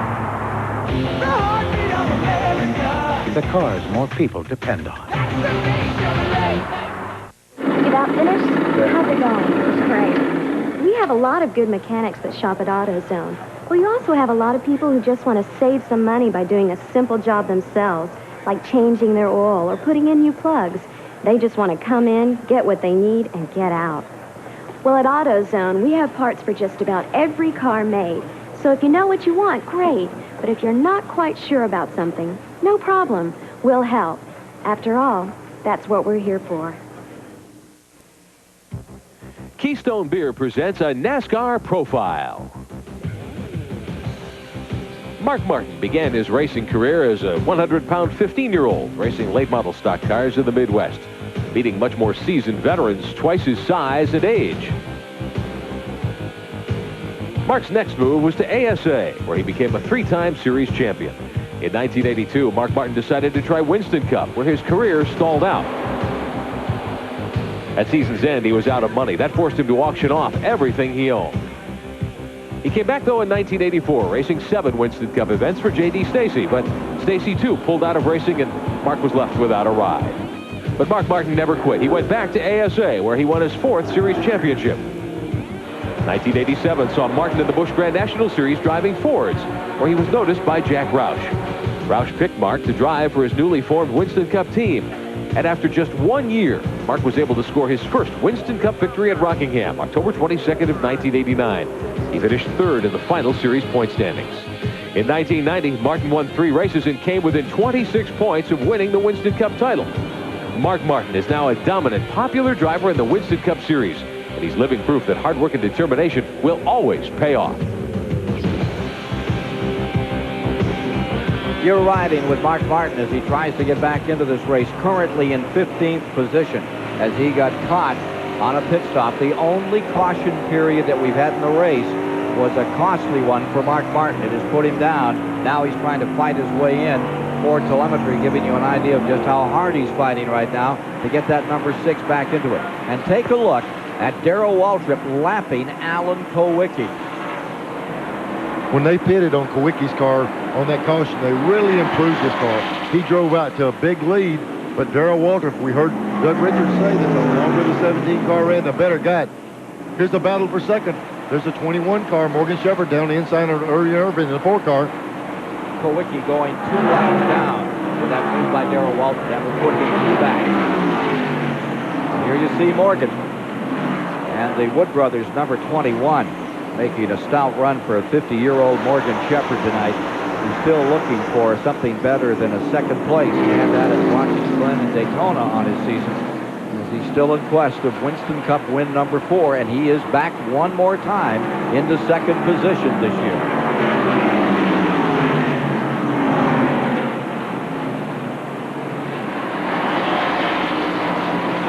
Bobby Hamilton has just pulled off the track. I thought he'd lost his brakes the way he came in. He has gone back to the garage area. Here's Darrell Waltrip still up in front, and for the moment he's drawn a bead on anything in front of him and been able to shoot it down. Done a good job. When somebody like Darrell's leading the race and pulling away like this, you're in trouble, because he's one of the kind of guys that can go forever on fuel mileage. He's not going to pit early. He's not going to come in there and get himself caught in there and get caught by the caution like some of the other guys.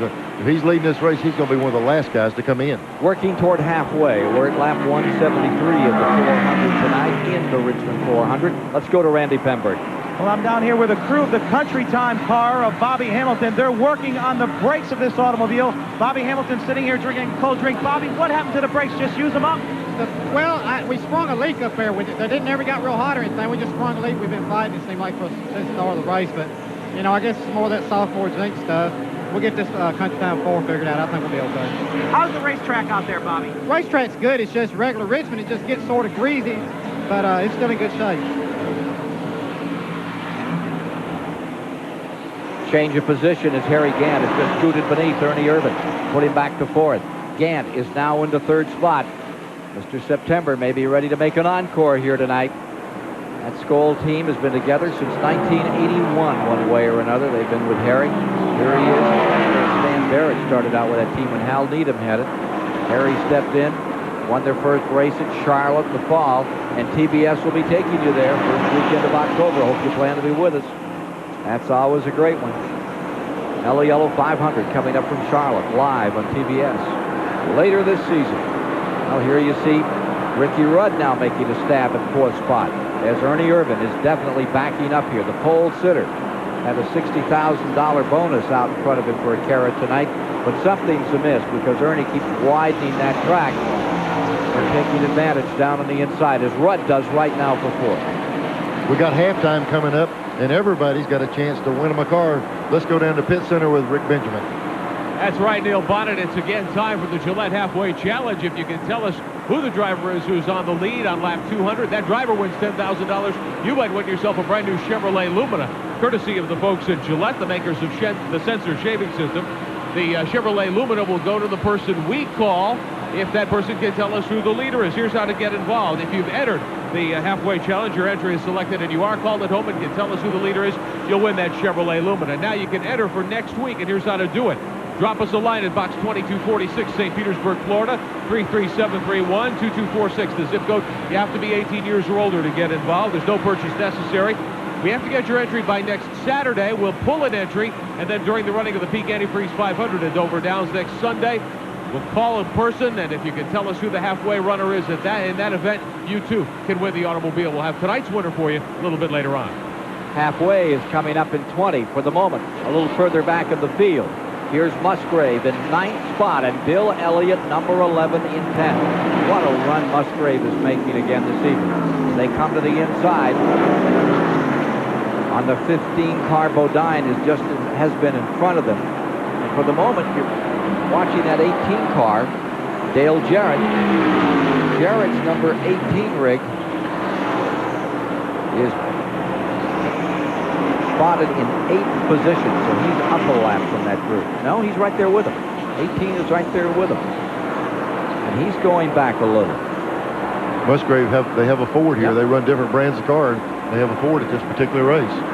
So Bodine goes to 7th. Musgrave is now in 8th. Dale Jarrett is back to 9th. And Bill Elliott's 10th is the way they've sorted them out there. Here's the big key right here. We said earlier that Rusty Wallace in the 2 car, he was one of the guys that lost a lap. We said he needs a caution to get back. Rusty Wallace does not need a caution. Since that last restart, Rusty has made up over half a lap. His car is running so good, he's got the potential to make the entire lap up under the green. He's a half a lap ahead of Darrell Waltrip and still pulling around, so he's starting to work himself back into contention. In running 13th overall on the track, Stan Smith's doing a good job tonight, sticking with him for a while. Back with the leader, Waltrip, lap 183. Battle for second developing. Here's the 21 car of Morgan Shepherd, the Wood Brothers Ford, and here comes Harry Gant after it. The number 33 Gant within 5 car lengths, call it 4. Get it down to 3 here by the time they get to turn 2, Neil. Yeah, Gant, there's Gant in that high line again. We see Morgan working the bottom of the racetrack. Gant just seems so comfortable working a car outside.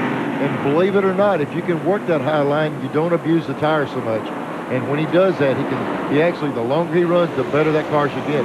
Harry gets stronger as the race goes on. Putting a lap on Chad Lewis as they come back down into that first turn area. Morgan Shepherd in the 21 looking for his 3rd win of 1992.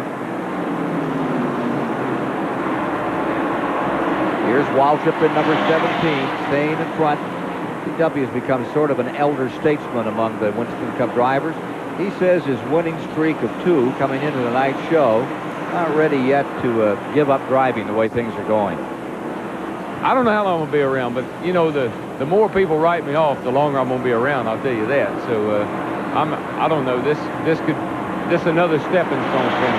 Yeah, it's kind of like a lot of old football players. By the time you think they're done, they come back and run a few touchdowns, and you say, well, maybe they're not. So, always like that doubt, you know. Maybe he ain't done. Well, there's his crew looking on as DW goes for number 3 here tonight. 84 Winston Cup wins, third in the all-time list. I think when the fans and the rest of the drivers see somebody like Darrell Waltrip move over and start their own race team, they start speculating he's fixing to make a move. Waltrip wants to drive for himself for quite a while. Here's Earnhardt, number 3 wheel, 5th spot. Ernie Irvan, 1 spot back. They must have improved on Earnhardt's car because at the first of the race, he was falling way back, and now he's been gaining on the lead a little bit, so they must have improved on his car some on that stop.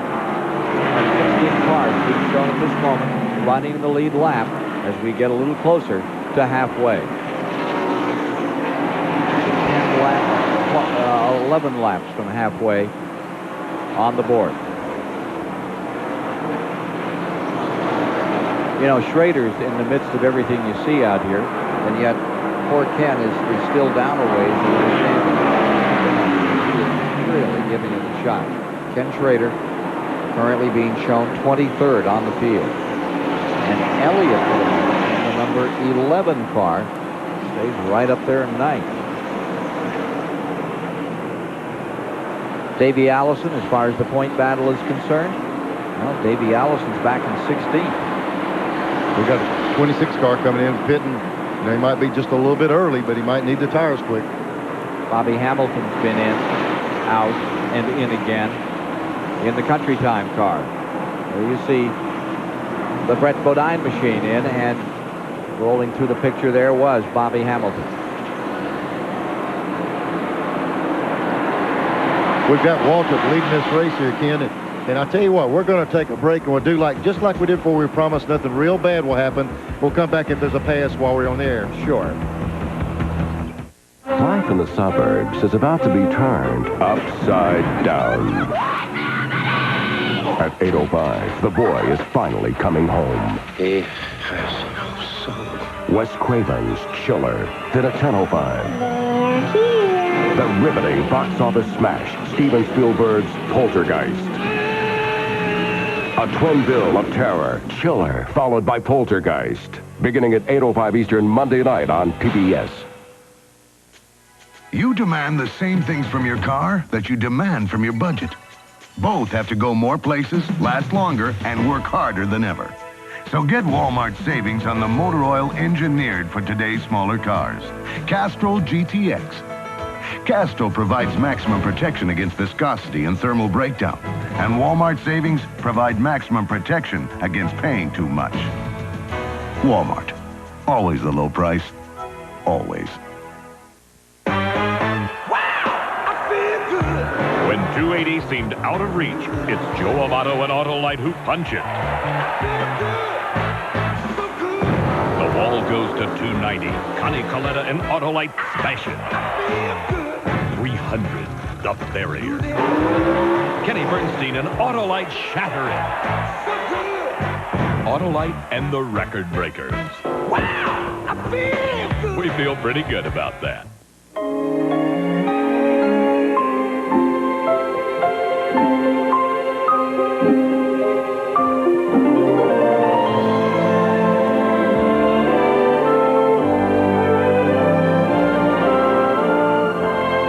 Those whose romance with the road is rekindled with each sunrise. Beautiful mornings begin at 8. Super 8 Motels. 1-800-800-8000. Live from the Houston Astrodome, the Atlanta Braves take on the Astros tomorrow afternoon, 2:30 Eastern, right here on TBS. Right here at Richmond International Raceway. Coming down to the midway portion of the race as the Pennzoil aerial platform gives you this view of the 3/4 mile track. We're 2 laps away from the halfway distance, and it looks like 10 grand going to go there to the new dad, Darrell Waltrip, with the advantage. in car number 17. Over Morgan Shepherd in second, Harry Gant in third, Ricky Rudd is fourth, Earnhardt fifth, and Ernie Irvin in sixth. Jeff Bodine seventh, Ted Musgrave eighth, Bill Elliott ninth, and guess what? Rusty Wallace has worked his way up to 10th position. This all under a green flag go condition. Most of the time you need a caution to get a lap back, but it looks like Rusty Wallace's car is so good he's going to be able to drive the entire distance around this racetrack and work himself back into contention to win the race. Halfway down on the field in car number 17, Darrell Waltrip picks up that $10,000 bonus from the folks at Gillette. I forgot to enter. I always do. You always enter? Always forget. Always forget. I drive my old pickup truck every week. 200 laps are complete. Well, Neil, what do you think? We're 200 laps down as Alan Kowicki sits. Here's Waltrip just dancing around cars as he moves up on Rick Mast of Rockbridge Baths, Virginia, down the back straightaway. We saw early on a lot of the leaders pitted 105 laps, 107 laps, and here we are at the 201, so it's time for him to do it again. There's Kowicki, he's the first one of the guys in. There's Kowicki, he's the first one. He's put right side tires on. They're going around to the left. The key is they got to get it full of gas. They're making fuel runs. Okay, we saw him crank around a bite in that right rear. He's not satisfied with the chassis. Good stop for him. They put 4 tires on it, filled him up with fuel, and put some bite in the car. Maybe it helped a little bit. There you see the 17 car, still in the lead. Most of the time. Further back in the field, take a look at this. Now there you see Rusty Wallace coming down to the inside, and guess who's on the outside? Bill Elliott in number 11, the 9th place car, getting knocked off under this green flag run. Number 1 guy in points, former Winston Cup champion.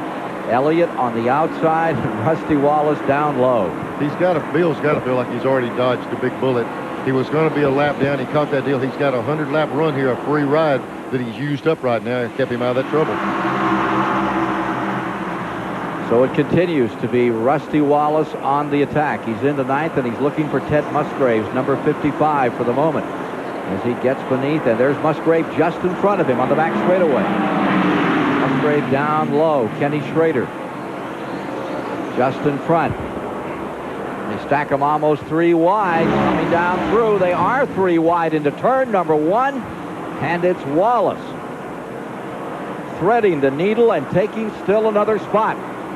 Rusty Wallace up to 8th position now. Better judgment took over. I'm not sure on who, but they cannot go in that corner 3 abreast, or we would have that caution.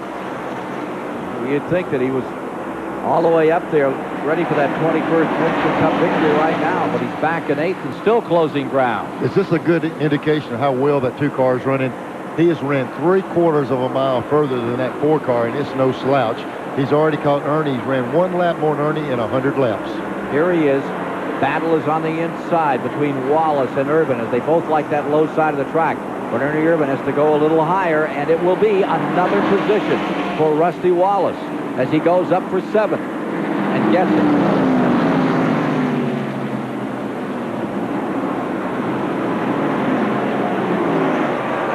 Boy, his car, look at him. See him wave his hand, he cleared him. He said, okay, appreciate it. Let's go on, move on further down the track. These drivers talk back and forth with the guys they're racing with. Sometimes it is friendly. Halfway was taken by Darrell Waltrip. At Gillette, $10,000 is in his pocket. 2nd place, Morgan Shepherd. 3rd is Harry Gant. 4th stays Rudd. We're now at 2:08, and the interval between 1st and 2nd is over 5 seconds. That's the biggest advantage anyone has enjoyed. This is coming at lap 208, Neil, and Darrell Waltrip for the moment has him covered. But the guy that's trying to uncover this race big time is car number 2. Rusty Wallace, hungry for a victory. No wins in 1992. 2nd year with Penske, and if you drive for Penske, you need wins. Roger is supposed to be here tonight. Flew in at the last moment. Of course, he's got a car race tomorrow out of Mid-Ohio.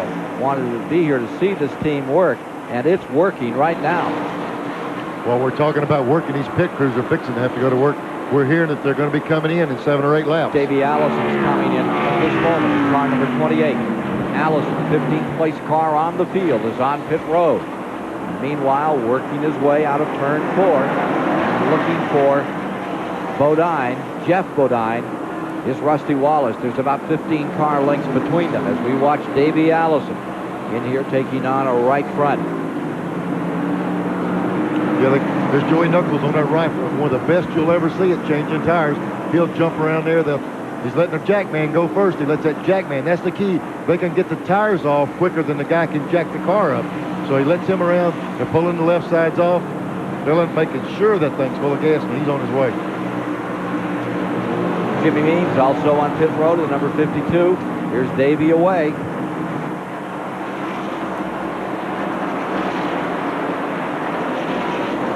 Jimmy Means in for a moment. Great Alabama campaigner, former Alabama state champion. Never gets the calls that he should. Remember when Rick Hendrick gave him a ride a few years ago at Charlotte? Had a disastrous ride, crashed hard in turn 2. Dale Jarrett's coming on the pit road. Here's that number 2 car. Rusty Wallace seeking for the moment car number 15. And he's up to 6. I believe that 15 car has pulled in. Well, I'll tell you, that's an impressive run by Rusty. Coming through the kind of cars, he's worked his way up to 6th place from a lap down.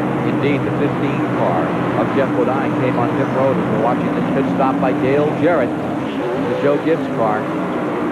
We saw the chassis. Joe Gibbs is not here tonight, nor was he expected, right? He's a little busy this weekend. I think they got some kind of ball game he's playing with him here. Understood. Well, I tell you what, you're talking about a nice guy. Comes around the races and just as polite, sits out there and talks with the fans. Joe Gibbs loves racing, and I'm sure he's playing football, but he's got his mind down here, too. He might be watching a little tonight. Here's Ernie Irvin's number 4 rolling in. Remember, he's 7 to pole. He's had the lead twice tonight. Things not going well for him at the present time as he brings that Kodak Chevy back on pit road another time. Let's take a look at this shot. Let's go down with Glenn Jarrett. He's in the pits with the 4 cars. Irvin brings the car in. He has complained on the radio that he had a bad set of tires that time. The reason he backpedaled through the field. They are changing 4 tires, and Tony Glover just put 2 rounds of wedge in the car, so it was getting extremely loose. They're working on the left side tire. There's a little problem with the left rear. Now he's down and away, but I know Ernie's glad to get a better set of tires because he was backing up. There's Mark Martin on pit road, making a great run tonight. Had a track at the lead for a while, getting ready to come back on again. Again, he wasn't as strong as the car of the number 2 car, Rusty Wallace, but he was still staying ahead of the leaders. His car was not getting lapped by Walter, but he didn't have as much car to come all the way around like Rusty did, but he was holding his own against the leaders. As you see car number 6 come out, the battle that's building on the racetrack is between the 5-time Winston Cup champion Dale Earnhardt in 5th, and Rusty Wallace is closing in on Earnhardt. Now here are the Waltrip gang all together. There is Michael Waltrip running in 11th position. There's Horton, Pennsylvania modified driver, great dirt track champion. He's on pit road. Take a look at this. Battle for 5th, back straightaway. On the inside, Wallace makes the move, and he's there. Earnhardt falls to 6th, and Rusty Wallace continues his march toward the front. The Miller car making just a remarkable charge back through this field. As Neil told you, he was down considerably, a lap back, and he's fought his way through this whole field to get himself back up, ready to challenge now on Ricky Rudd. It looked like he jumped the inside. He must be coming in. I saw Rusty throw his hand up to tell the other drivers, here comes Wallace turning down pit road. Hottest car on the track right now is Rusty Wallace, the Buddy Parentine, waiting for him as he comes by at about 35 miles an hour, which is the pit speed limit tonight. Rusty Wallace, best finish this year, 2nd at North Wilkesboro on pit road. Here's Rusty in there. Boy, now they're going to throw a pit stop on him here. He's driven his heart out, and they want to throw a stop on him where he can get back up there and get that lap back. Not a lap back, but get contention for the lead. Right side zone, throwing the left side zone of the car. You notice they did not turn a jack screw on this car. He couldn't be any happier with the chassis, and they're not even touching the thing. Earnhardt in. Richard Childress crew, Kurt Chelmerdine over the wall. Here's Glenn Jarrett. Earnhardt brings the car in. They're still wanting to make some wedge adjustments on the car. I talked to Richard Childress. and there Richard goes to put a little more wedge in that car. Looks like about 3 to 4 rounds. He's really turning that screw.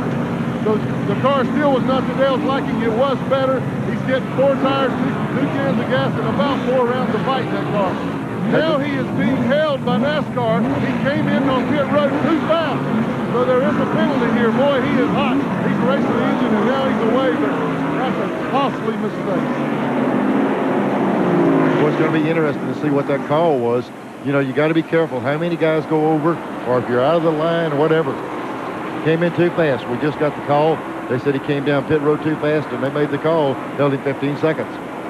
Waltrip stays in the lead. He's just in front of Wally Dallenbach. Looks like Waltrip is pulled to the inside. I think you'll see him come in right now. Waltrip's going to, he's pulled in low. I thought he was coming in. He just pulled over. The car that just passed him was not one of the real fast cars leading the race. He might be just pacing himself, trying to stretch that fuel. Wally Dallenbach staying out there in 27th position. Now falls back to Darrell Waltrip. Right with him comes the 26 of Brett Bodine.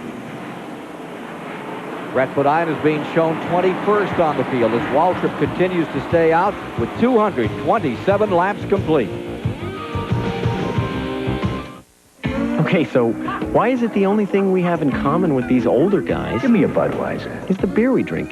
Coincidence, perhaps? Well, perhaps there's some unseen force that binds the universe together and makes us like Bud. Or perhaps you guys could just ask him.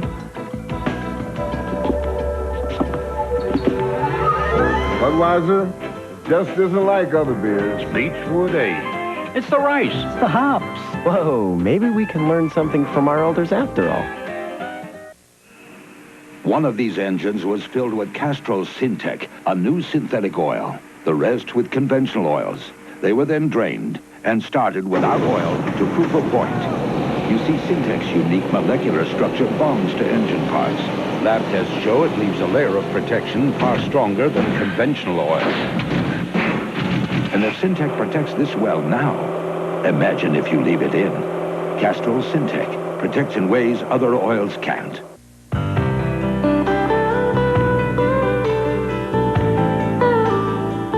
All of these championship-winning drivers have one thing in common: Goodyear Racing Eagles.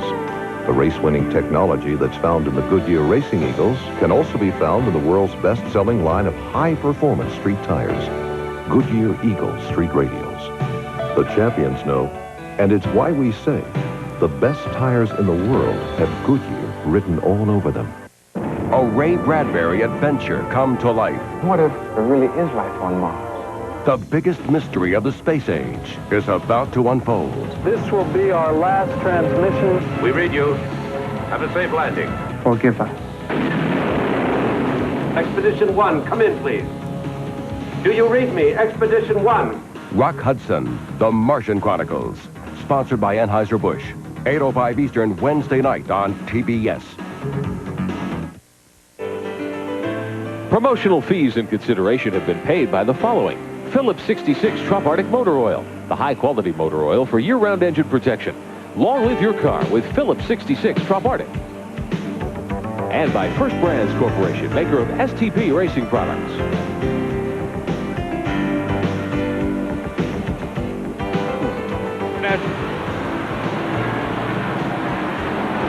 Caution is out. There's been a spin by Bobby Hamilton. And again, the hand of fate playing for some in a very positive way, in a very negative manner for others.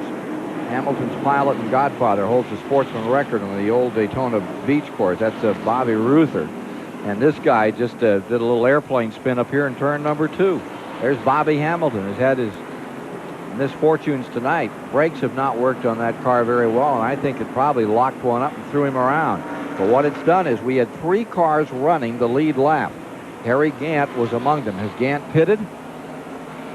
Don't think so. I think Gant is still out there. Or did he just come in? Waiting on the 68. Let's go to Rick Benjamin quickly here. Well, Ken, we're going to recap how things went in the first half of this race as we work toward the 235 lap mark, second caution of the night.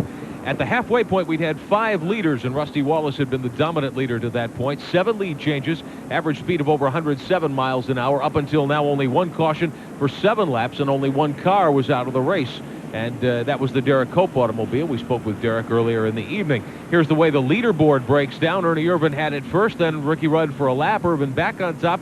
Rusty Wallace for a long time, nearly 70 laps. Mark Martin showed strength for 16 laps as we work toward the 100-lap point.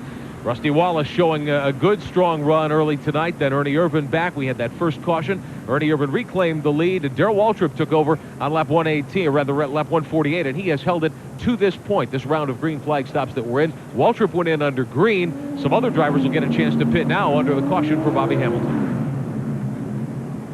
Harry Gant has pitted. With that pit stop, it puts everyone back in that lead lap field, and it makes Darrell Waltrip again the lead. Second place, how about the number 2 of Rusty Wallace? Going third will be Morgan Shepherd. Fourth will be Ricky Rudd. Fifth will be Mark Martin. Sixth will be Gant. He'll be, that's correct, Ernie Irvan will be shown in 7th as we get set to go again with 233 complete. Now we're watching a few other stops. There is some debris on the track. They're going to be cleaning that up.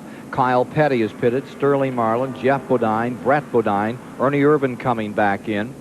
Hut Strickland brings the number 90 Donnelly car. Wally Dallenbach, Schrader, Bill Elliott in a second time. Davey Allison is on pit road. Meanwhile, on the track, it's the number 17 of Darrell Waltrip for the lead.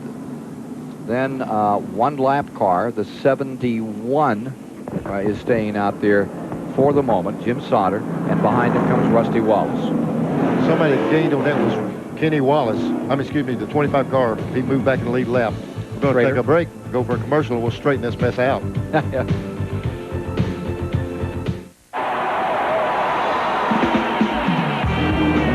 Racing. I can't explain it. You're kind of in a limbo zone. Time's different. Speed's different. Everything works different. It sounds totally cosmic. What do you mean? It's out there somewhere. It's out there somewhere. Kyle Petty, mellow yellow. There's nothing mellow about him. Oil. It's the lifeblood of your engine. That makes your oil filter your engine's most vital organ. That's why Fram keeps going the extra mile to make the best protection even better. The Fram Extra Guard oil filter.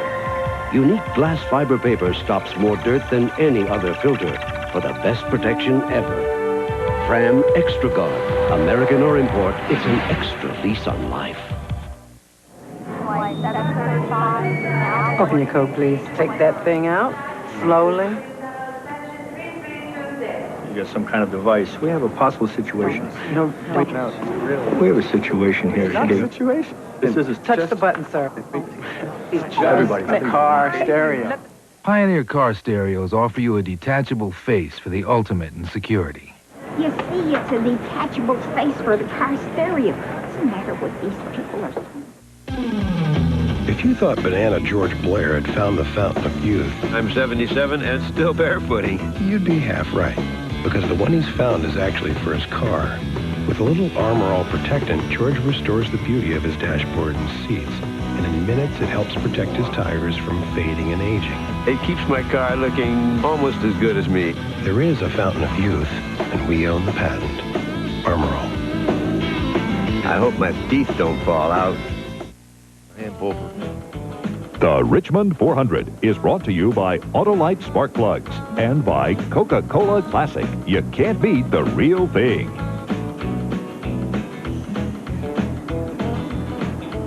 Still under caution here from the Hamilton incident, clearing up the track. And let's go down to the pit center for a Goodyear Racing update from Rick Benjamin. Ken, last night, the NASCAR Busch Grand National Series competed in a 200-lap event here at Richmond Raceway. It was a very competitive event. 37 cars took the opening green flag last night. We're going to show you some highlights from last night's event. Last night, the race was won by, or rather was led off the green flag by Todd Bodine, the red automobile here. Bodine jumping out of the front row to a good early lead as the rest of the field scrambled behind Todd Bodine. Race run here last night in the evening as well. A few laps into the chase, Tommy Ellis spun, backed into the wall, moved the rear end over in the car. Ellis was out for the evening. In the 40 and 50 lap range, the 28 car driven last night by Jeff Purvis got loose in turn 1. He collected the Butch Miller automobile. Both those cars were out for the night. Miller's car sustaining heavy front end damage, and he had to go behind the wall. Some great racing later on. This, though, a spin by Troy Beebe off of turn 4. Beebe sliding across the grass, doing the slide for life. Got the car gathered back up straight, came back up onto the racetrack, and continued in the event last night. Now, here's a great battle for the lead. Robert Presley in car number 59. Mark Martin in his Busch Series car, the number 60, door-to-door, rubbing on each other up through turns 1 and 2. Martin able to get by at that point and claim the lead, but Presley came back to take over the top spot. Darrell Waltrip pressed him hard to the checkered flag, but it was Robert Presley gathering his 4th victory of the season last night in Busch Grand National competition. Presley a very happy winner in victory lane. Robert Presley doing very nicely in the season standings, solidly in the top 5, and that is your Goodyear Racing Update. Let's tell you where we are now. Coming up to lap 240, and Rusty Wallace is diving to the bottom of the racetrack. He's going after Darrell Waltrip in the back straightaway and takes him out of turn 2. Rusty Wallace has retaken the lead on the restart. Came up along with the 17, found the bottom of the racetrack to his liking in turns 1 and 2, and scooted into the lead. But then you take a full lap for him to run Darrell down and go right by him like that.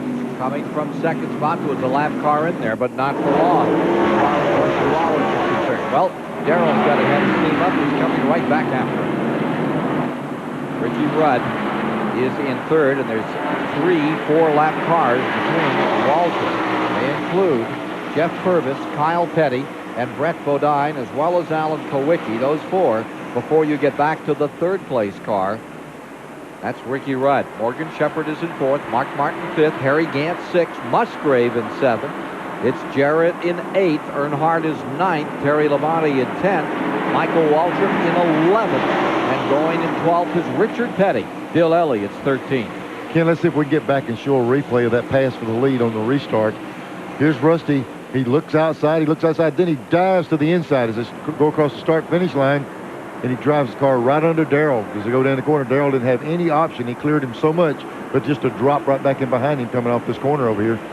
Rusty just drove by him like he was sitting still. That completes the second caution.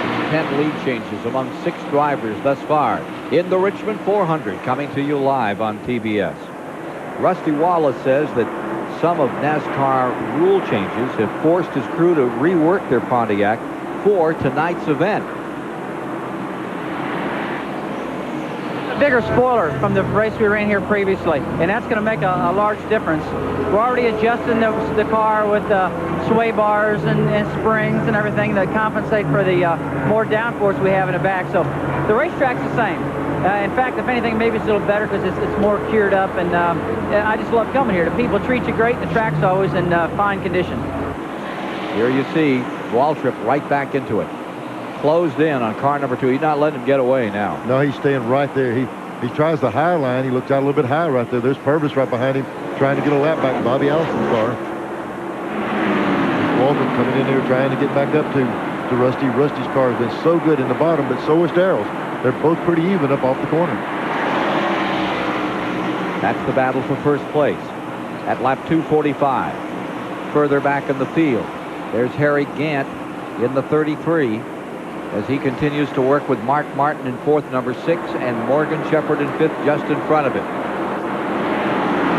Morgan Shepherd in the 21, the Ford Thunderbird from Wood Brothers, stays in that 5th spot, just in front of him, the number 6 car of Mark Martin. And here comes Gant, trailing in 6th, and behind them is Earnhardt in 7th. You see the black number 3 there, that's Earnhardt, and that's the interval between Harry Gant and Dale Earnhardt. Behind Earnhardt, you see that 41 car, which has Dave Marcus at the controls. And it's so familiar to see him, the 82 winner of this race, out there at number 71. His car is out there with his good friend driving the car tonight, another Wisconsin campaigner.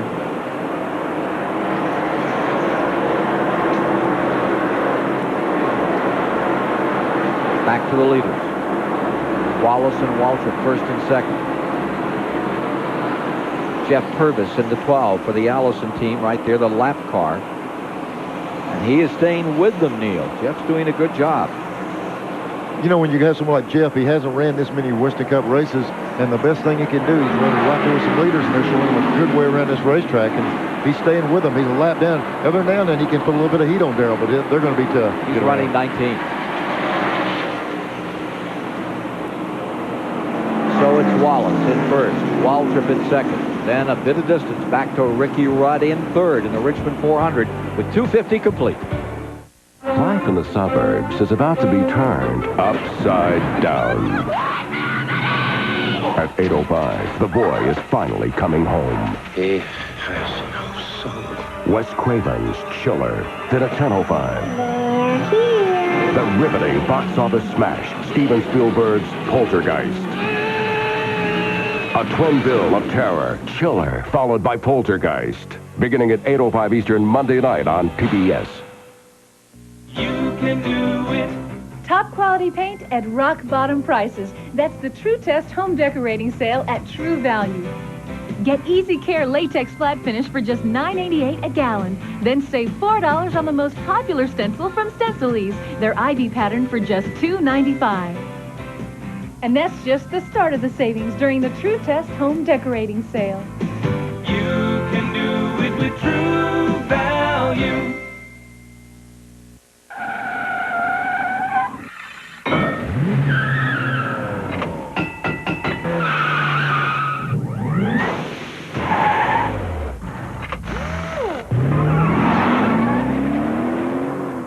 So it's Sunday morning. You've read the sports section twice, but kickoff time is hours away.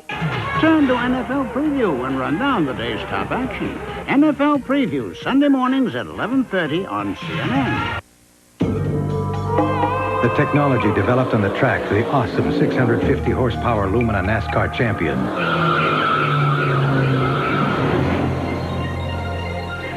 goes into cars like this. The 1992 twin dual cam V6 Chevy Lumina Z34. Sorry, decals not included. Chevy Lumina Z34 from the heartbeat of America. And now it's easy to win with a heartbeat. 255 of 400 laps are complete, and there's the distance between first and second. Wallace, number 2, out in front. Waltrip in the 17, going for the lead. Goes right down to the bottom and hangs it in there. Here comes old Racy. He said he was going to race him. He's working on old Rusty right now. He's trying to get up beside him. Tries again at 3. Inches down to the bottom. That 17 car is working. Thank you, Buddy Parrott. Or rather, thank you, Suitcase Jake. Buddy Parrott's the guy with the 2 car that is working just a little hair higher on the racetrack.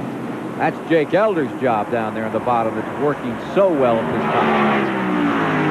Boy, Darrell's got a good team put together. They got Doug Richard down there working on the car.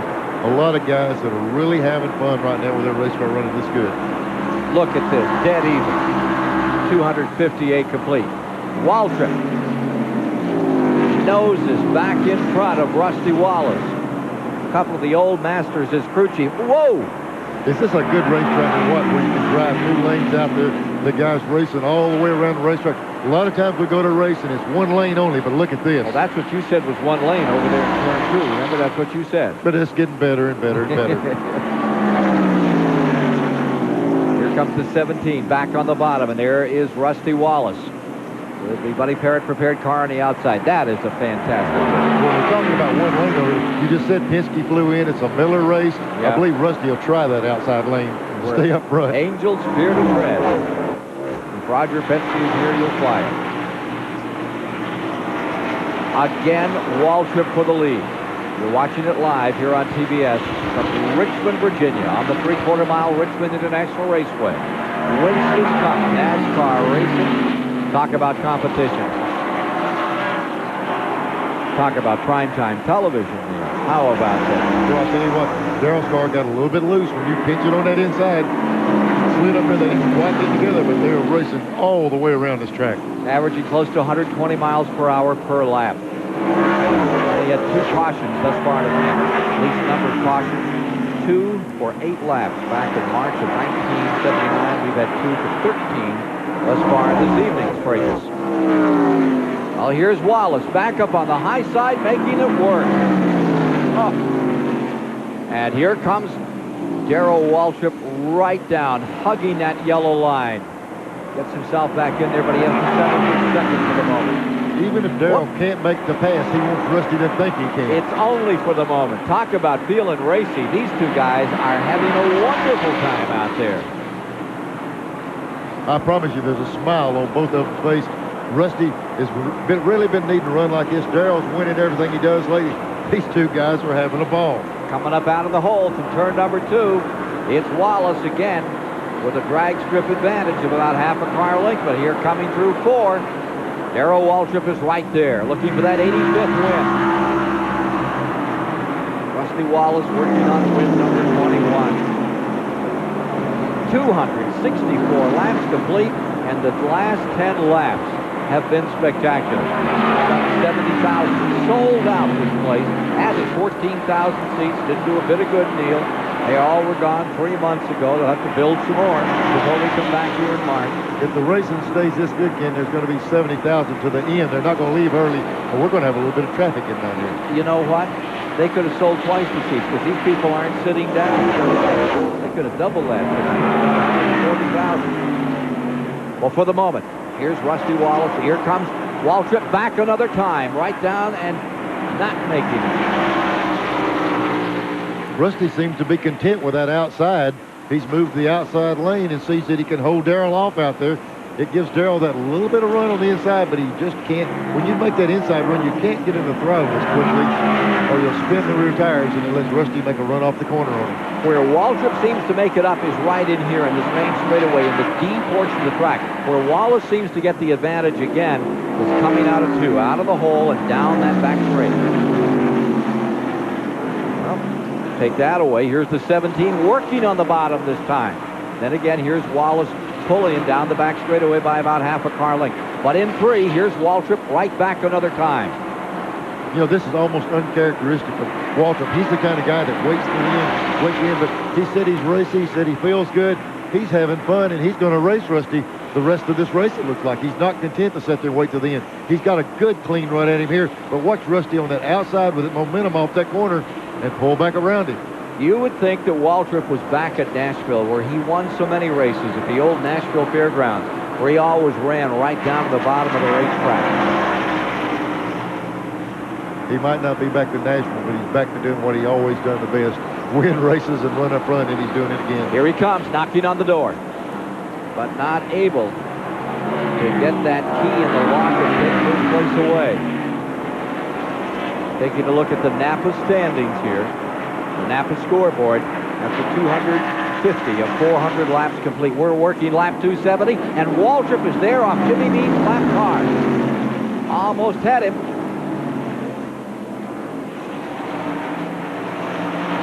We saw the back end slip just a little bit when Darrell got back in the throttle up off that corner, and he's real good at feeding that gas and working that throttle and not burning the tires up. A lot of times you see guys make 1 or 2 stabs at passing somebody and then have to fall back. Darrell is just continuously making a run on him. Wallace looked a little loose that time as he came down through. Half a straightaway back is the 3rd place car. That is Mark Martin now in 3rd, and Ricky Rudd is fallen to 4th. There's been a swap back there. That's about half a straightaway down. Mark Martin has gone to 3rd, and look at this. Side by side, this has been going on now for 20 laps. This great duel at the Richmond International Raceway. And again, Wallace on the outside as they work Chad Little's lap car has the advantage. And here the two of these guys are battling away at each other. Here comes Kyle Pettyfair wanting to get his lap back. While they're battling, Kyle is really closed in on him right here. Darrell had his best shot going in 1 right then on Rusty Wallace, and they ran up on a lap car, and he had to back out of the throttle. Well, earlier today we had the honor of having Colonel Edward Pasqualera visit us to present the U.S. Air Force Reserve Commander's Performance Award to Gary Nelson. Colonel Pasqualera commanded a hospital unit in Operation Desert Storm. He was a real hero over there. He was located some 2 hours north of Kuwait, Neil, and he's presently commander of the 13th U.S. Air Force Reserve Hospital at Scott Air Force Base in Illinois. And we're proud to present you to Colonel Pasqualera. Got a pretty good little Thanks, going Ken. right here. It's a great pleasure for me to be here. representing the Air Force Reserve, and to present the Air Force Reserve Commander's Performance Award. With me is Gary Nelson, a man who has spent 22 years in NASCAR racing. Many of you will recognize Gary from his previous years as crew chief on the NASCAR circuit. He was with Bobby Allison during his 1983 Winston Cup winning season. Gary has taken on a new job with NASCAR. He is now the technical director and is responsible for inspecting all cars to ensure their safety and that they meet operating requirements. We in the Air Force Reserve know what it takes to get a quality product. Gary, on behalf of the members of the Air Force Reserve, we want to wish you well in your new endeavors. And thank you. Thank you, Colonel, and thanks to all the men and women of the Air Force Reserve. I'm very honored to receive this award, and I will always treasure it. The doctor was also part of the U.S. Olympic team up there when they were doing so well in the Olympics. What, 2 Olympics back, took the gold medal? Quite a guy. Got quite a fight here. Talk about pilots. Look at these 2 flyers. Rusty Wallace and Darrell Waltrip have been at each other now for 25 or 30 laps, and for the moment, Kyle Petty is going to break up that dance as he tries to get back in this race. Here we go back to 3rd place. Mark Martin and the 5 car, Ricky Rudd. They've been going at it lap after lap. Rudd's trying to get up under Mark Martin off the corner. Here's a battle for 6th place. Had all that emphasis up in front, but there's some good squabbles to be decided in other positions. Look at Earnhardt on the bottom and Harry Gant, couple of the true giants of Winston Cup racing. The 5-time champion Dale Earnhardt trying to get his season back on a winning rail, and here comes Harry Gant right back with him. Meanwhile, look at Kyle Petty in 42 work on Rusty Wallace. Kyle Petty running 23rd. And he is being shown, what, 2 laps down? Trying to get a lap back, and we saw Darrell try it repeatedly to get under Rusty. The key now is can Kyle do it? Kyle Petty, 2 laps down, 23rd position. Trying to make up 1 right here. We'll see how he makes out shortly.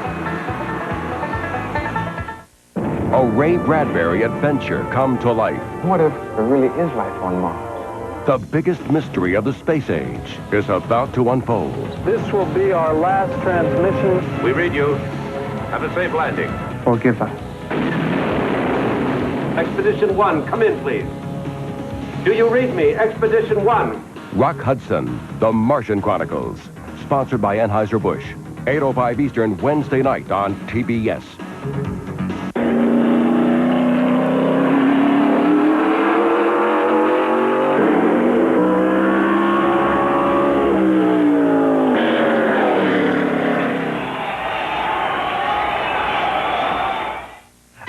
Introducing a dandruff shampoo just for women.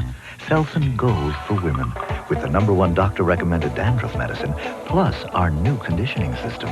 New Selsun Gold for Women, effective on dandruff, gentle on hair. Today, performance cars come in a variety of designs, sizes, and even prices. So do Goodyear Eagles, the world's most successful line of performance tires. There are all-season Goodyear Eagles. New ultra-performance Goodyear Eagles. There are Goodyear Eagles for the classic and for the contemporary. No matter what performance car you own, there's a Goodyear Eagle priced for you. It's another reason we say the best tires in the world have Goodyear written all over them. You about finished? How's it going? Great. We have a lot of good mechanics that shop at AutoZone. We also have a lot of people who just want to save some money by doing a simple job themselves, like changing their oil or putting in new plugs. They just want to come in, get what they need, and get out. Well, at AutoZone, we have parts for just about every car made. So if you know what you want, great. But if you're not quite sure about something, no problem. We'll help. After all, that's what we're here for. Coming up live from Charlotte, the All-Pro Auto Parts 300. That's on Saturday afternoon, October the 10th, beginning 1 p.m. Eastern, right here on TBS. And the next day, it's the Mellow Yellow 500 Winston Cup race, Sunday, October 11th, at the Great Charlotte Motor Speedway, beginning at 1 Eastern, here on TBS. Guess what? They're at it again. Waltrip and Wallace. Just can't stand to be separated. Rusty Wallace had to fight off Kyle Petty several laps there. Kyle was able to get on the round Rusty. And Darrell sitting here had a bird's eye view of it, and now he's attacking Rusty again. Hopefully, he's hoping that maybe Rusty worked his car real hard while he was battling Kyle. So Darrell's going to make another run at him. Here he comes, driving up. This is about as good a run as he's had at him down the back straightaway. Rusty will sail in hard, but Darrell should be able to get in the gas a little bit quicker right here. There he comes, driving up on the inside. This is the best shot he's had all night long on this particular run here to clear him going in this corner. On your chart, this would be lap 289. Waltrip for the lead. And back comes Wallace.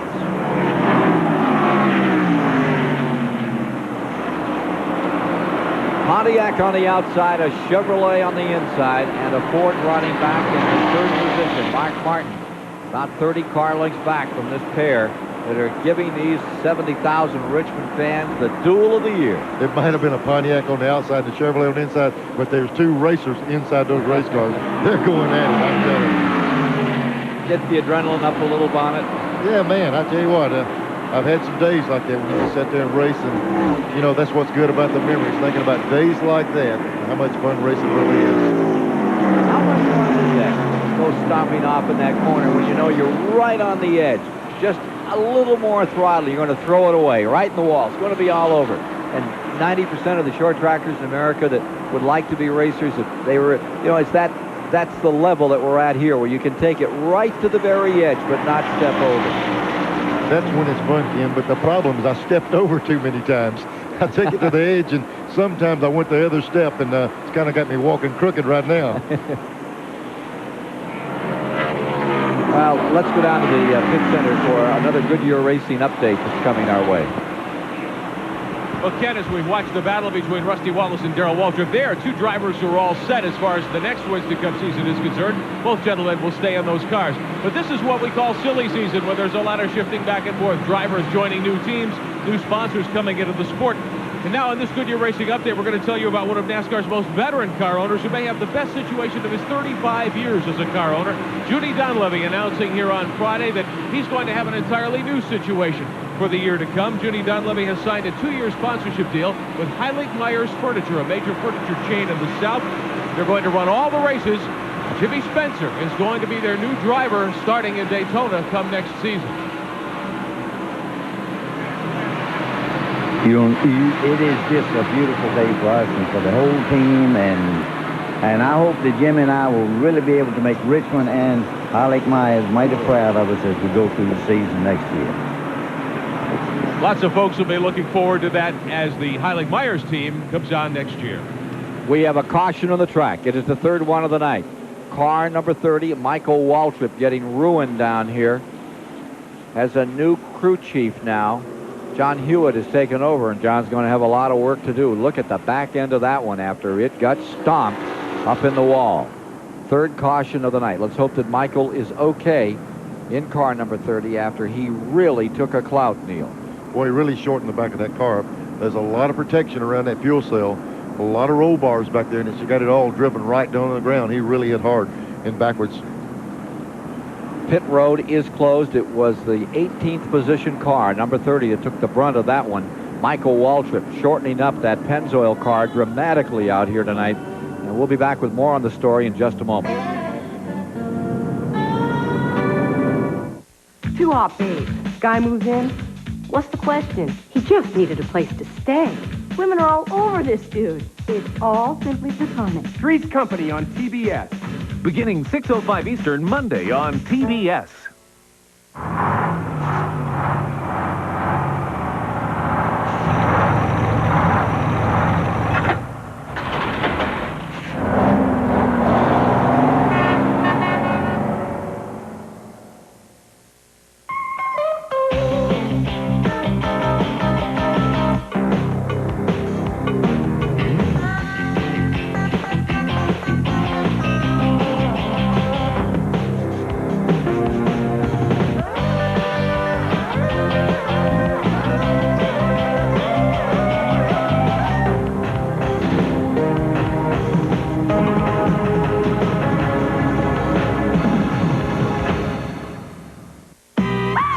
night, the Cardinals want respect.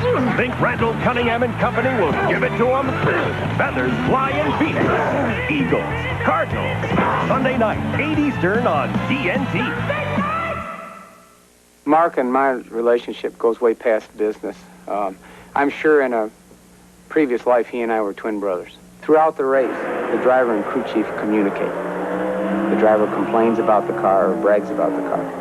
It's the crew chief's job on pit stops to make whatever fixes he can to help the driver's predicament. Everyone has about the same access to equipment and technology, but the people who rub on it the most and think the most of it and think about it the most will end up winning the race.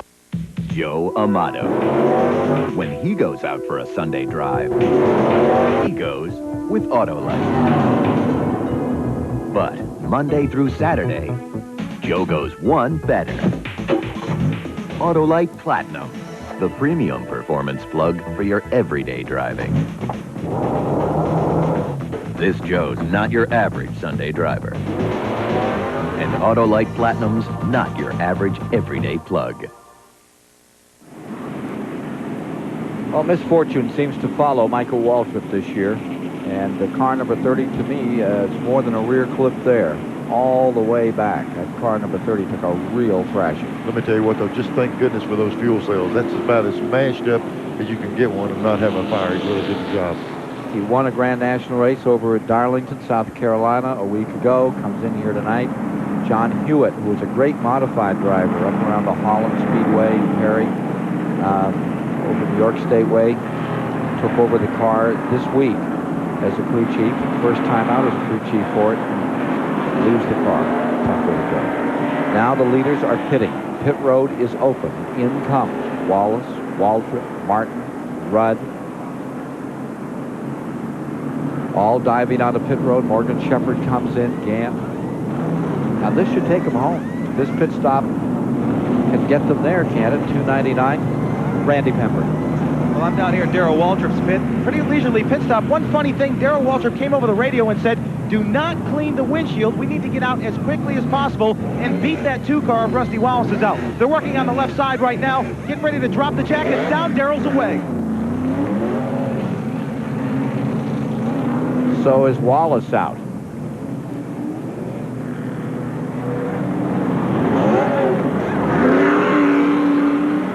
Here's Glenn Jarrett.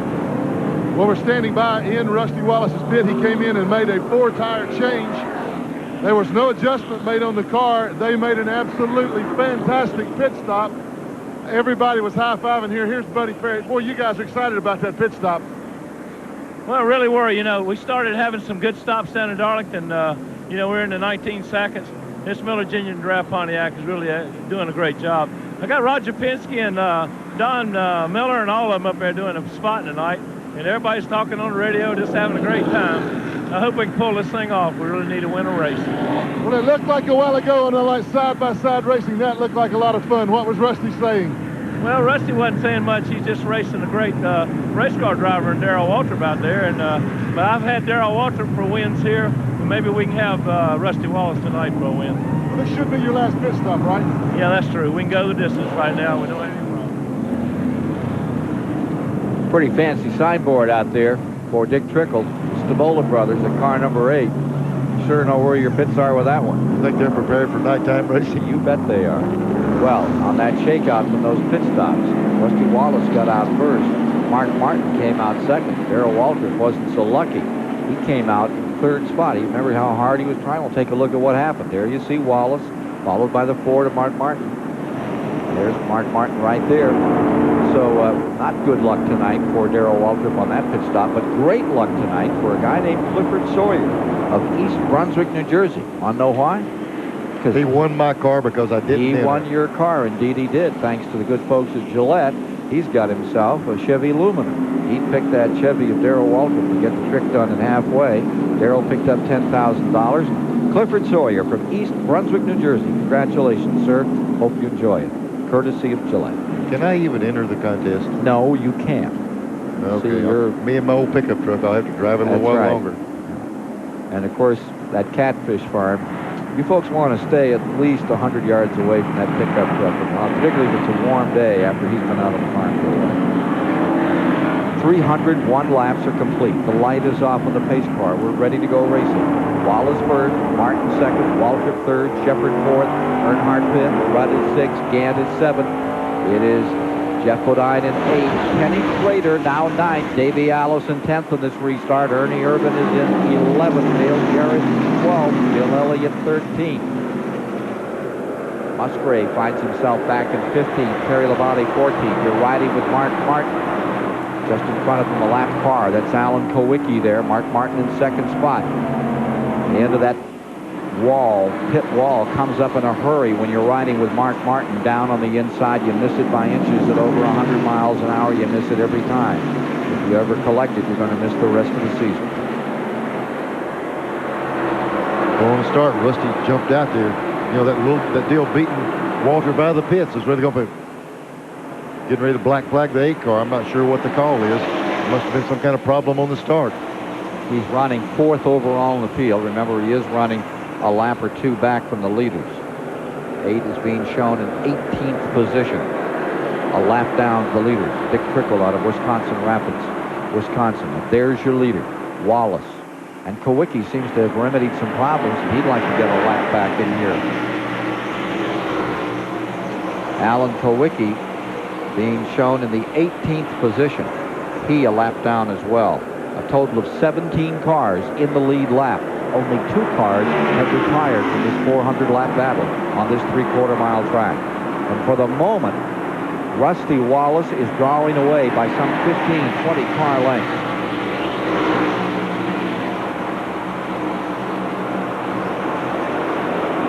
There's Rusty. You're talking about drawing away. When you've got the entire racetrack to work with, it's fine. But here's Kowicki. He's the kind of driver you don't want to let him have that lap back. If he gets back in the lead lap and the caution comes out, he'll have a chance to run Rusty for the win. So Rusty's got to battle him to keep the lap down.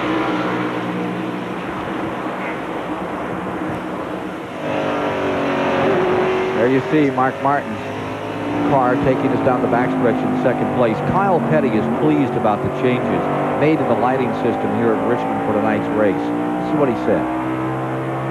I think when we were here before, there were a couple of dark places on the racetrack.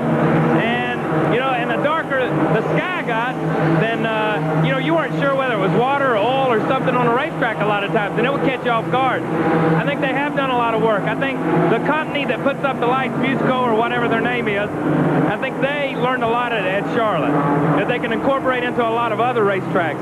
And I think, you know, I think this is going to make this race a whole lot better, but the next racetrack they go to is going to be even better than this.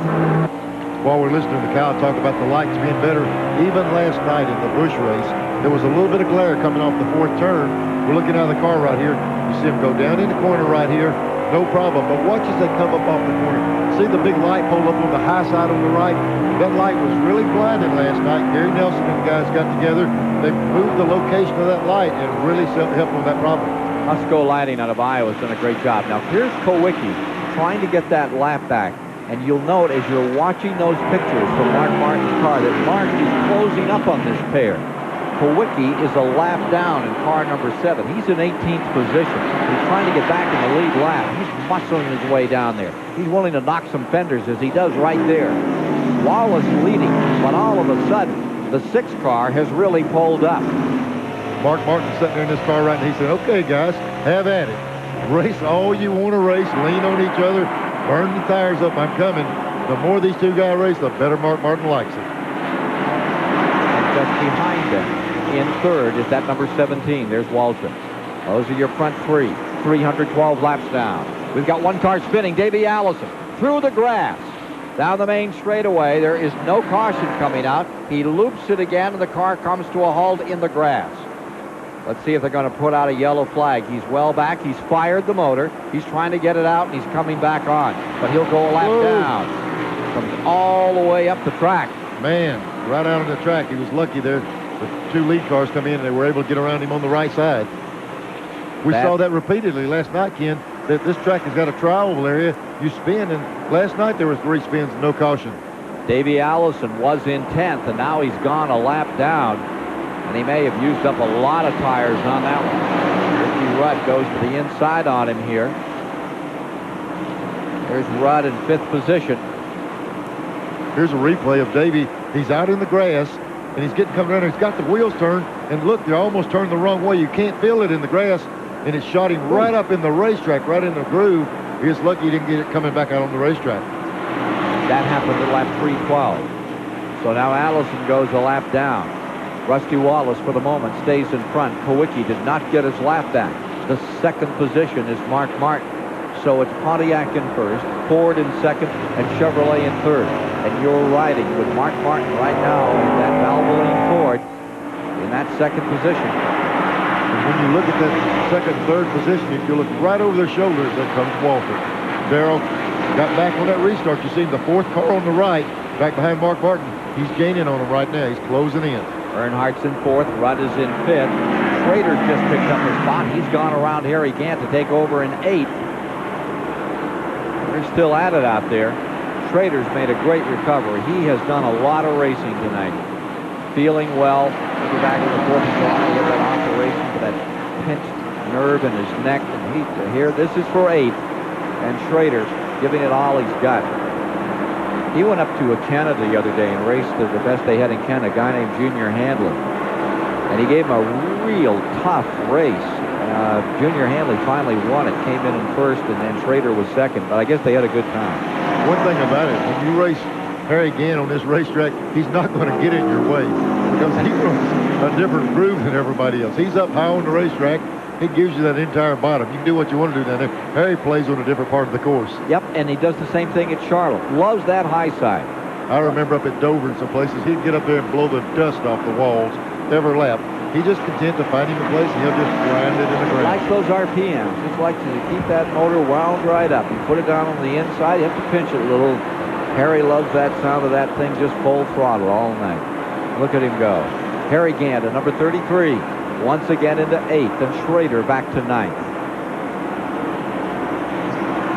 Right behind them, you see Dale Jarrett having a very good run in the Joe Gibbs car. Here's Mark Martin again, trying to get around Alan Kowicki and go up. Ooh! Kowicki bounced it off the wall. You saw him get a little loose off that corner, and the right rear bounced off the wall. Got it straightened out, but the question is the tires rubbing? Hey, next time by, describe going down through 3 and 4. You come right up against that end of that wall, and it's so abrupt. Let's just ride down through here. Here we go. We're going down in 1 and 2. Right over here, you see Kowicki get there. Right here, see the black mark on the wall right there? That's where Kowicki bounced off. Okay, you drive the car down the back straightaway, dive to the inside, let it float out. But look to the left. See that? Those set of garbage cans right there? They've got some stuff to absorb some energy, but you just clip them almost every lap. And if you're racing the guy real close, you can get shoved over on it. And if you get shoved over on it, behind those 3 55-gallon sand drums filled with sand, take away the energy if you go in, then you're going to find the concrete head on. You're going to look like Joey Chitwood. There's a little ramp back there, and you'll take a few flips down through here. The 28 and the 5 car are beating all over each other. I don't know what happened. They got tangled here as they were coming back up through, and they've been working on each other pretty hard the last few laps. There's Ford telemetry giving you an idea of just what Mark Martin's going through. He tries to get back in this thing. There's the number 5 of Ricky Rudd that is being shown in 5th position. And there you see Davey Allison's number 28, now back in 18th position. Just a couple of laps before, Ken. I don't know what brought it on, but they were working real hard using up some sheet metal. They were going at it. At 15, Jeff Bodine is just behind Allison. At 15, Bodine is 6th. 7th is Shepard. 8th is Gant. 9th is Jarrett. 10th is Schrader. 11th is Ernie Irvin. Terry Labonte is 12th out there in the Billy Hagan car. 13th is Elliott. 14th is Musgrave. 15th is Hensley. 16th is Richard Petty. And Kowicki in that car number 7 is running in 17th and trying to get a lap back, but not doing well with that. He is falling back into the clutches of the second place competitor, Mark Martin, at this moment, and Mark may get it. Inside of Mark Martin's car as he closes in on him here. For a moment, Kowicki had pulled away by 2 or 3 car lengths. Now Mark is back after him. Watch how quick the wall comes up right here. You get in the gas and you make a commitment and set the thing on the floor, and it almost tells you, almost tell you something, it will not turn, and they get right the wall in and make that cut. It lays on that little bit of banking up there and makes the turn. 12 lead changes among 6 drivers thus far. retirees from the race. Only 3, just 3 cars have come out. Derek Cope's car, Michael Waltrip, after that hard hit, and Stan Smith is retired. 3 out. 32 remain, with 327 of the 400 laps complete. So the battle continues for Rusty Wallace's first win of 1992. Mark Martin still searching. Folks in these parts think Tom Lawton is the best thing to ever turn a wrench. But back east, they'll put their money down on the guys at McClellan's. It seems in every town there's always one place that does a little bit better job fixing your car. And it seems the things they all have in common are great mechanics, great service, and Napa parts. Look for the sign of quality car repair. Napa. One more turn to go. Here they come. The checkered flag is out. Little Al wins by just a few tenths of a second. Perhaps the closest finish in the history of the Indianapolis 500. The race is on to make batteries that last longer. And today's Duracell batteries can even outrun the ones we made just a few years ago. Today's Duracell. You can't top the copper top. Getting to know. I drove literally every car in the same class. It boiled down to, I wanted a Geostorm. Guys like a girl that knows how to drive a stick. There's 140 horses in here. Can you... Hello? Horses? The cockpit's laid out like a jet. You don't have to be a race car driver to drive a Storm, but you sure feel like one. Getting to know you. If this car had wings, it would fly. Now's the time to get to know Geostorm, right around the corner at your Chevrolet Geo dealers.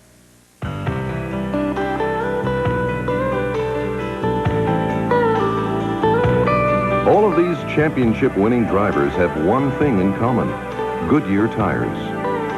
The championship-winning technology that's found in the Eagle and Wrangler tires that Goodyear races can also be found in the Eagle and Wrangler tires that Goodyear sells. The champions know, and it's why we say the best tires in the world have Goodyear written all over them. The Richmond 400 is brought to you by Chevrolet, the heartbeat of America, and by AutoZone, the right parts at the right price.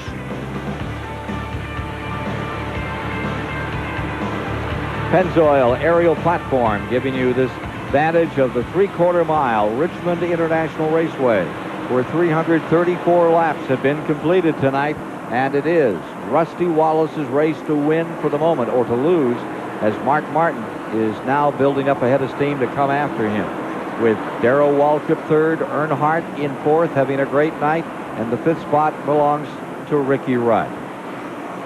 Let's go down to Rick Benjamin.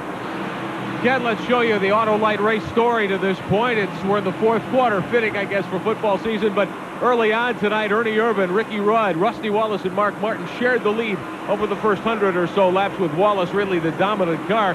Moving into the second portion of the race, Wallace, then Irvan. We had the first caution of the night. Irvan and then Darrell Waltrip, and Darrell really was in command for nearly 80 laps at that point, and he looked like he had the strongest car in the race as we worked past halfway. Harry Gant led a lap briefly, Darrell back in front, then we had that caution as Bobby Hamilton's brake problems caused him to spin. Darrell and Rusty Wallace have really been in command since then. Rusty with a 20-lap period out in front. Darrell got it back. Rusty reclaimed the lead for 30. Michael Waltrip's crash brought out the second caution of the night. Rusty Wallace took the lead back on lap 303, and that's where we stand right now as we work toward lap 330. 3 laps away, Rick, from 330 as we watch Rusty Wallace in command, hoping to get a word with Michael Waltrip shortly. Crew Chief Billy Engel retiring this past Monday. I think just frustrated and tired. Hard year on him. John Hewitt takes over, and in John's first night, they come home with a car badly crumpled after it was savaged up here in turn number 3. Wallace is still on a rail out in front, and the story is the interval between first and second spot between Rusty Wallace in this Pontiac and Mark Martin's Ford. Pick up that interval for you in just a moment. Pass that along.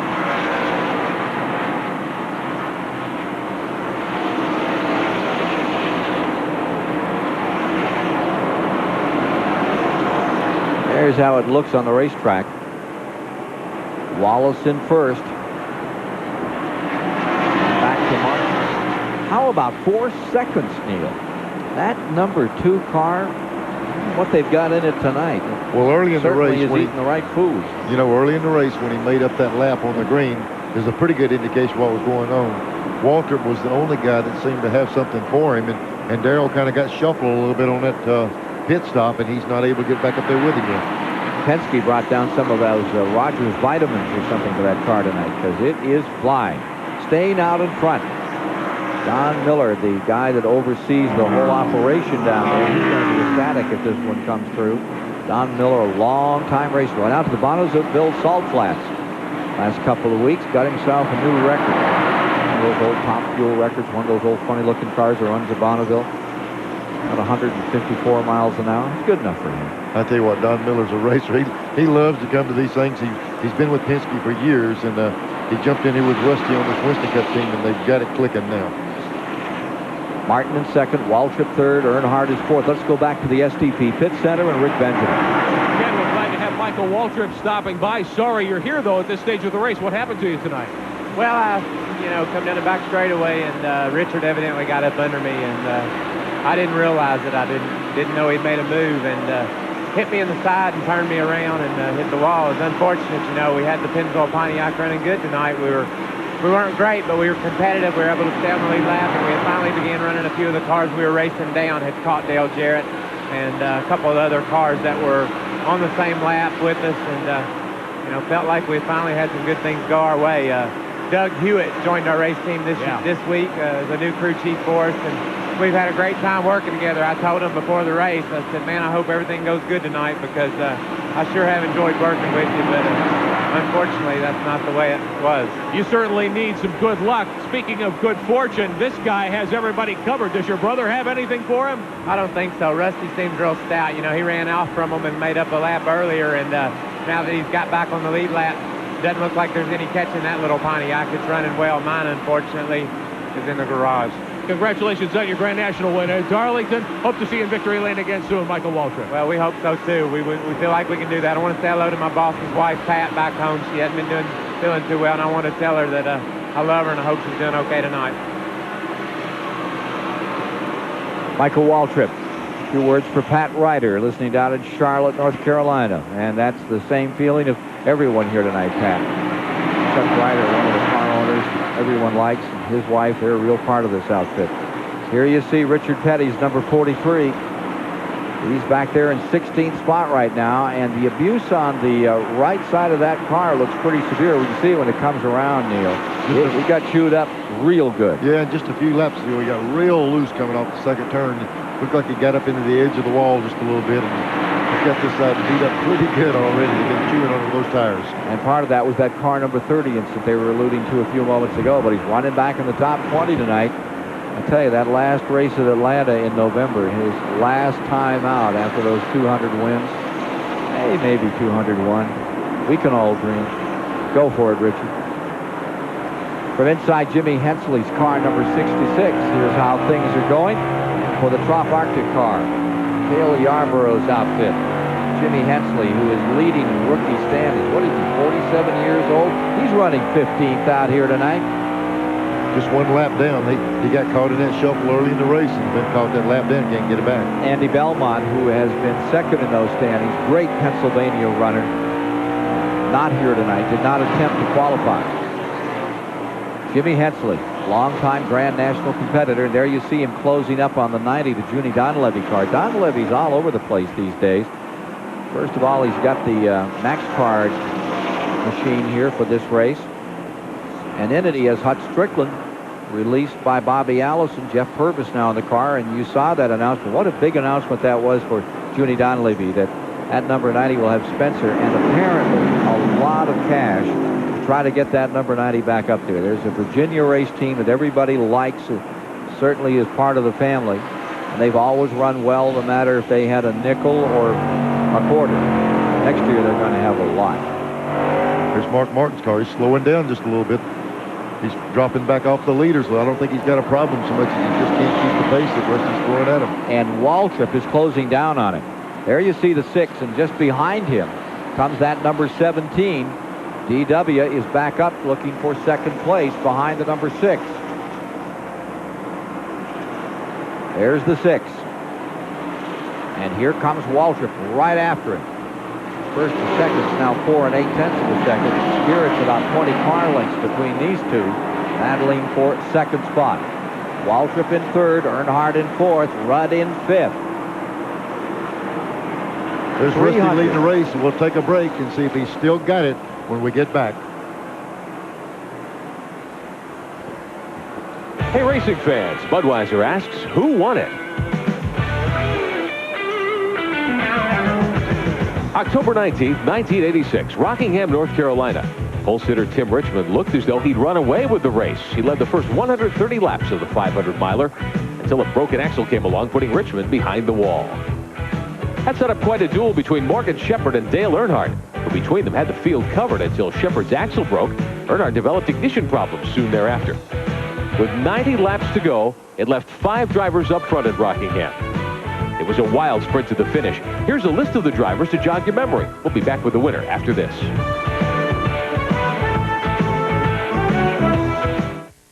A deadly journey. I want to know where the gold is. Uncovers an ancient secret. They came in search of the Firewalker's gold. A secret worth killing for. And done. I get a feeling about this trip. Chuck Norris and Lou Gossett Jr. Firewalker. 10:35 Eastern, Sunday morning on TBS. Slowing down, that ain't you. No, that's not you. Easy drinking beer, that silver bullet smooth. Know where it's coming from, setting the mood, the pure taste of the Rockies and silver bullet smooth. Make the move quick like silver bullet smooth. Al Unser Jr. knows what it's like to win the Indianapolis 500 with 0.04 of a second to spare. Mark Martin knows if he lets someone cross his wake at 200 miles per hour, his car may be doing the lambada. And Joe Amato knows that at 296 miles per hour, he must pull his chute at precisely the right moment to keep from becoming an astronaut. Apparently, it is what you know. The temperature never drops below Xerex. That's important to remember at a time like this, when it's very dark and very cold. Ah, you did remember Xerex Antifreeze. The temperature never drops below Xerex. When it comes to making batteries that last, somebody's in high gear. Today's Duracell batteries can even outperform the ones we made just a few years back. You can't top the Comfort Top. If you guessed Neil Bonnet, you're right. Here's how the event unfolded. Darrell Waltrip and Harry Gant battled for the lead for the next 27 laps. But then, with 62 laps to go, Bonnet slipped under Gant for the lead with Ricky Rudd close behind. Bonnet went on to hold off Rudd by 2 seconds, giving the Hueytown, Alabama driver his 16th career Winston Cup victory. Who Won It is brought to you by Budweiser, the king of beers. With that clean, crisp, cold taste, nothing beats a Bud. Gee, you were a good-looking winner. I think they did that just to make me feel better. That old car looked good. 362 laps are now complete here at Richmond, and this car looks great. Here's Rusty Wallace out in front for the Roger Penske team. Here's Roger Penske. He's won Indy, 8 times. Comes down here to run in Winston Cup races. Remember, he was down here in the latter part of the 70s into the early 80s. Had a few wins with... brought Donahue down. Bobby Allison drove for him. Dave Marcus drove for him. Rusty Wallace started with him in Atlanta, had that great run to second place. And it never quite worked, and then he disappeared for a while. Penske's back. They're really trying to put it together. Last time that Rusty Wallace won was up at Pocono. It was over a year ago. He's gone 34 races without a win. And the day he won at Pocono, you remember that was rain-shortened, Neil. Didn't go the distance. A lot of people said, yeah, sure, he won it, but it was because it rained. Hey, tonight, if he wins this, hands down, he's had him covered. Yeah, and this is not going to be rain short. This is going to be Rusty Wallace raining on everybody else if he keeps going like he's doing right now. Big old Rusty Wallace, Missouri Moon out here tonight. Meanwhile, number 17, There's Waltrip back in third spot, and he's under challenge. Earnhardt's back in it. The man in black is looking intimidating again. While this is going on, it seems like Waltrip might be fading just a little bit. Let's go down to Randy Pemberton and Darrell's pit and see if we can find out what's going on. Well, gentlemen, we talked to crew chief Doug Richard a little while ago and said, Doug, would you like to see any more caution flags? He said, definitely not. But right now he would. After the last caution flag brought out by Michael Waltrip, Darrell Waltrip's car went back out on the racetrack, and all of a sudden Darrell said, it feels like I'm driving on 4 flat tires. Now, he didn't mean that literally, but sometimes, even with the brand new Goodyear radial tire, sometimes there's a mismatch in the set. And Darrell Waltrip right now does not have the set of tires that he wants. Therefore, he's backing up. He's just going to have to ride it out this next 33 laps. 33 laps it is to the end of this Richmond 400. The 4-time winner, Darrell Waltrip, having a handful out here, and the guy right behind him, 2-time winner out here, Dale Earnhardt, closing in for third spot. When we hear Randy talking about that, putting on a set of tires, and they're just like the others. I've had that, they tell me they're just like the ones you had before, but sometimes for some reason they don't work the same. And when you get that on the car, just like Waltrip, we saw how strong he was before, and now he's fading real bad, so he has got a problem with the tires. There you see the leader up behind Davey Allison, who's going down a lap again here. Mark Martin continues in second spot. Let's go to Glenn Jarrett. Well, Ken, I'm in Mark Martin's pit. I came down and checked with Steve Mill, his crew chief, to see what the story on Mark's car was. Likewise, they don't want any more cautions. He said Mark said he was giving it all he had. He just wanted to hang on, try to finish second. The only chance they got to win, he said, if there's something happened to Rusty Wallace. So Mark's still trying to hang on, take second. This march by car number 2. Rusty Wallace up in front of Mark Martin in second place at the present time. Just incredible, and it goes back to this business about Buddy Parrott. He's won 25 Winston Cup races, and he is a really solid crew chief. He just does basics. I see right there, you see him waving his hand coming up off the corner. I don't know what that was about. We saw Mark Martin throw his hand up and wave real quickly. Maybe somebody ran right up on him off the corner, and he's a little bit of room behind him. So, and also, when you run up on a car, he's running up on Dave Marcus. They might have just wanted to let that guy behind him know, hey, I'm coming up on a lap car. I'm going to be a little bit cautious. Don't run over the back of me. Ford telemetry giving you that idea of what he's going through as he gets ready to put a lap on car number 41, Marcus.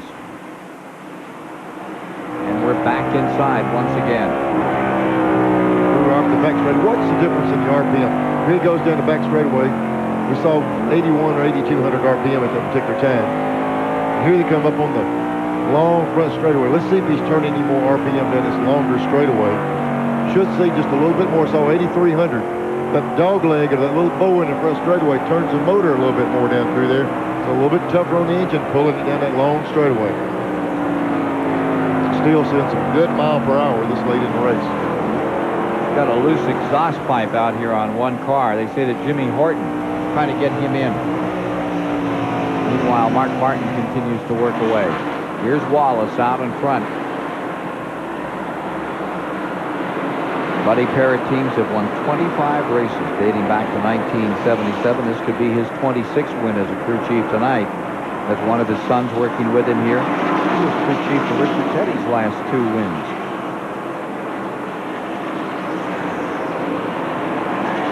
Randy Pemberton down and Rusty Wallace's pit. Let's get in there and see if we can find out what their strategy is for the last of this race. Guys, no strategy here. Buddy Parrott, crew chief, he's talking to Rusty. He's doing a little waving, a little smiling. No strategy down here. He said, Rusty, how's the car doing? He said, things are running great. How many laps to go? That's all Rusty wants to know. How about 25 to go right now for Rusty Wallace? Trying to get back on the winning side of things in 1992. And he can do it if he can stay right where he is with just 25 more laps.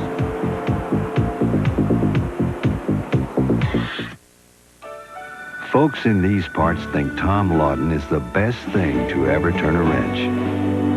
But back east, they'll put their money down on the guys at McClellan's. It seems in every town there's always one place that does a little bit better job fixing your car. And it seems the things they all have in common are great mechanics, great service, and Napa parts. Look for the sign of quality car repair. Napa. Hey, Chris, toss me mellow yellow.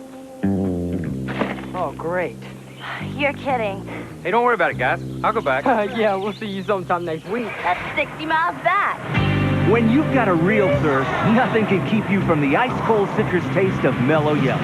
No mountains high enough, no ditch deep enough, no road rough enough. Mellow yellow. There's nothing mellow about it. Hey, Kyle, how'd you get back so fast? Me and the Hummer took a little shortcut.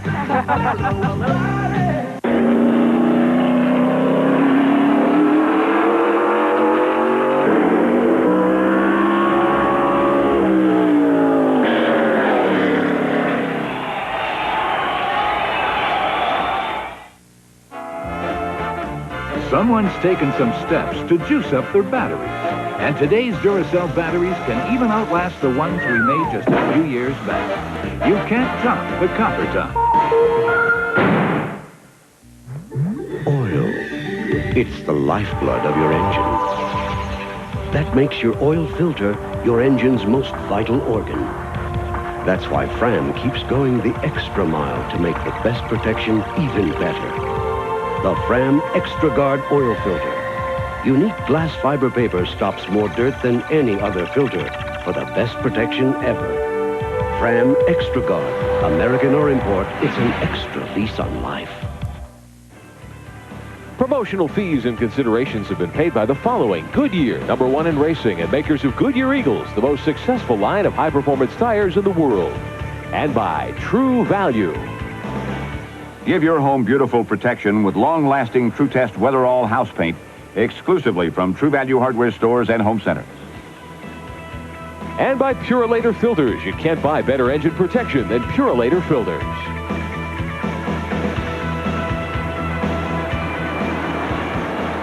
Tomorrow night on TNT, join Gary Bender and Pat Hayden for all the hard-hitting action as the Eagles take on the Cardinals. That's 8 p.m. tomorrow night, Sunday night, the NFL on TNT.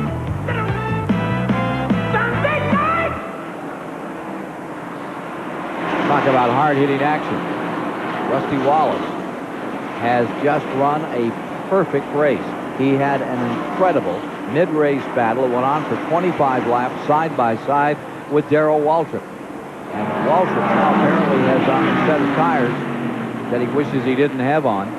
He has fallen back. Waltrip is in third, in danger of falling down to fourth. Right now you see the Wally Dallenbach car, number 16 for the Jack Roush team, trying to get a lap back from Darrell. Just in case I can't guarantee any more accidents, we're going to go no more commercials till the end of the race. We're going to go green all the way and have a race here. 385 are complete, 15 to go to the end of this race, and it's 3/4-mile track, $600,000 at stake. Here you see Rusty Wallace right behind him, Ted Musgrave in the 55. He's had a good night. Running in 11th, Ted Musgrave, the Jasper car. That has been a toughie.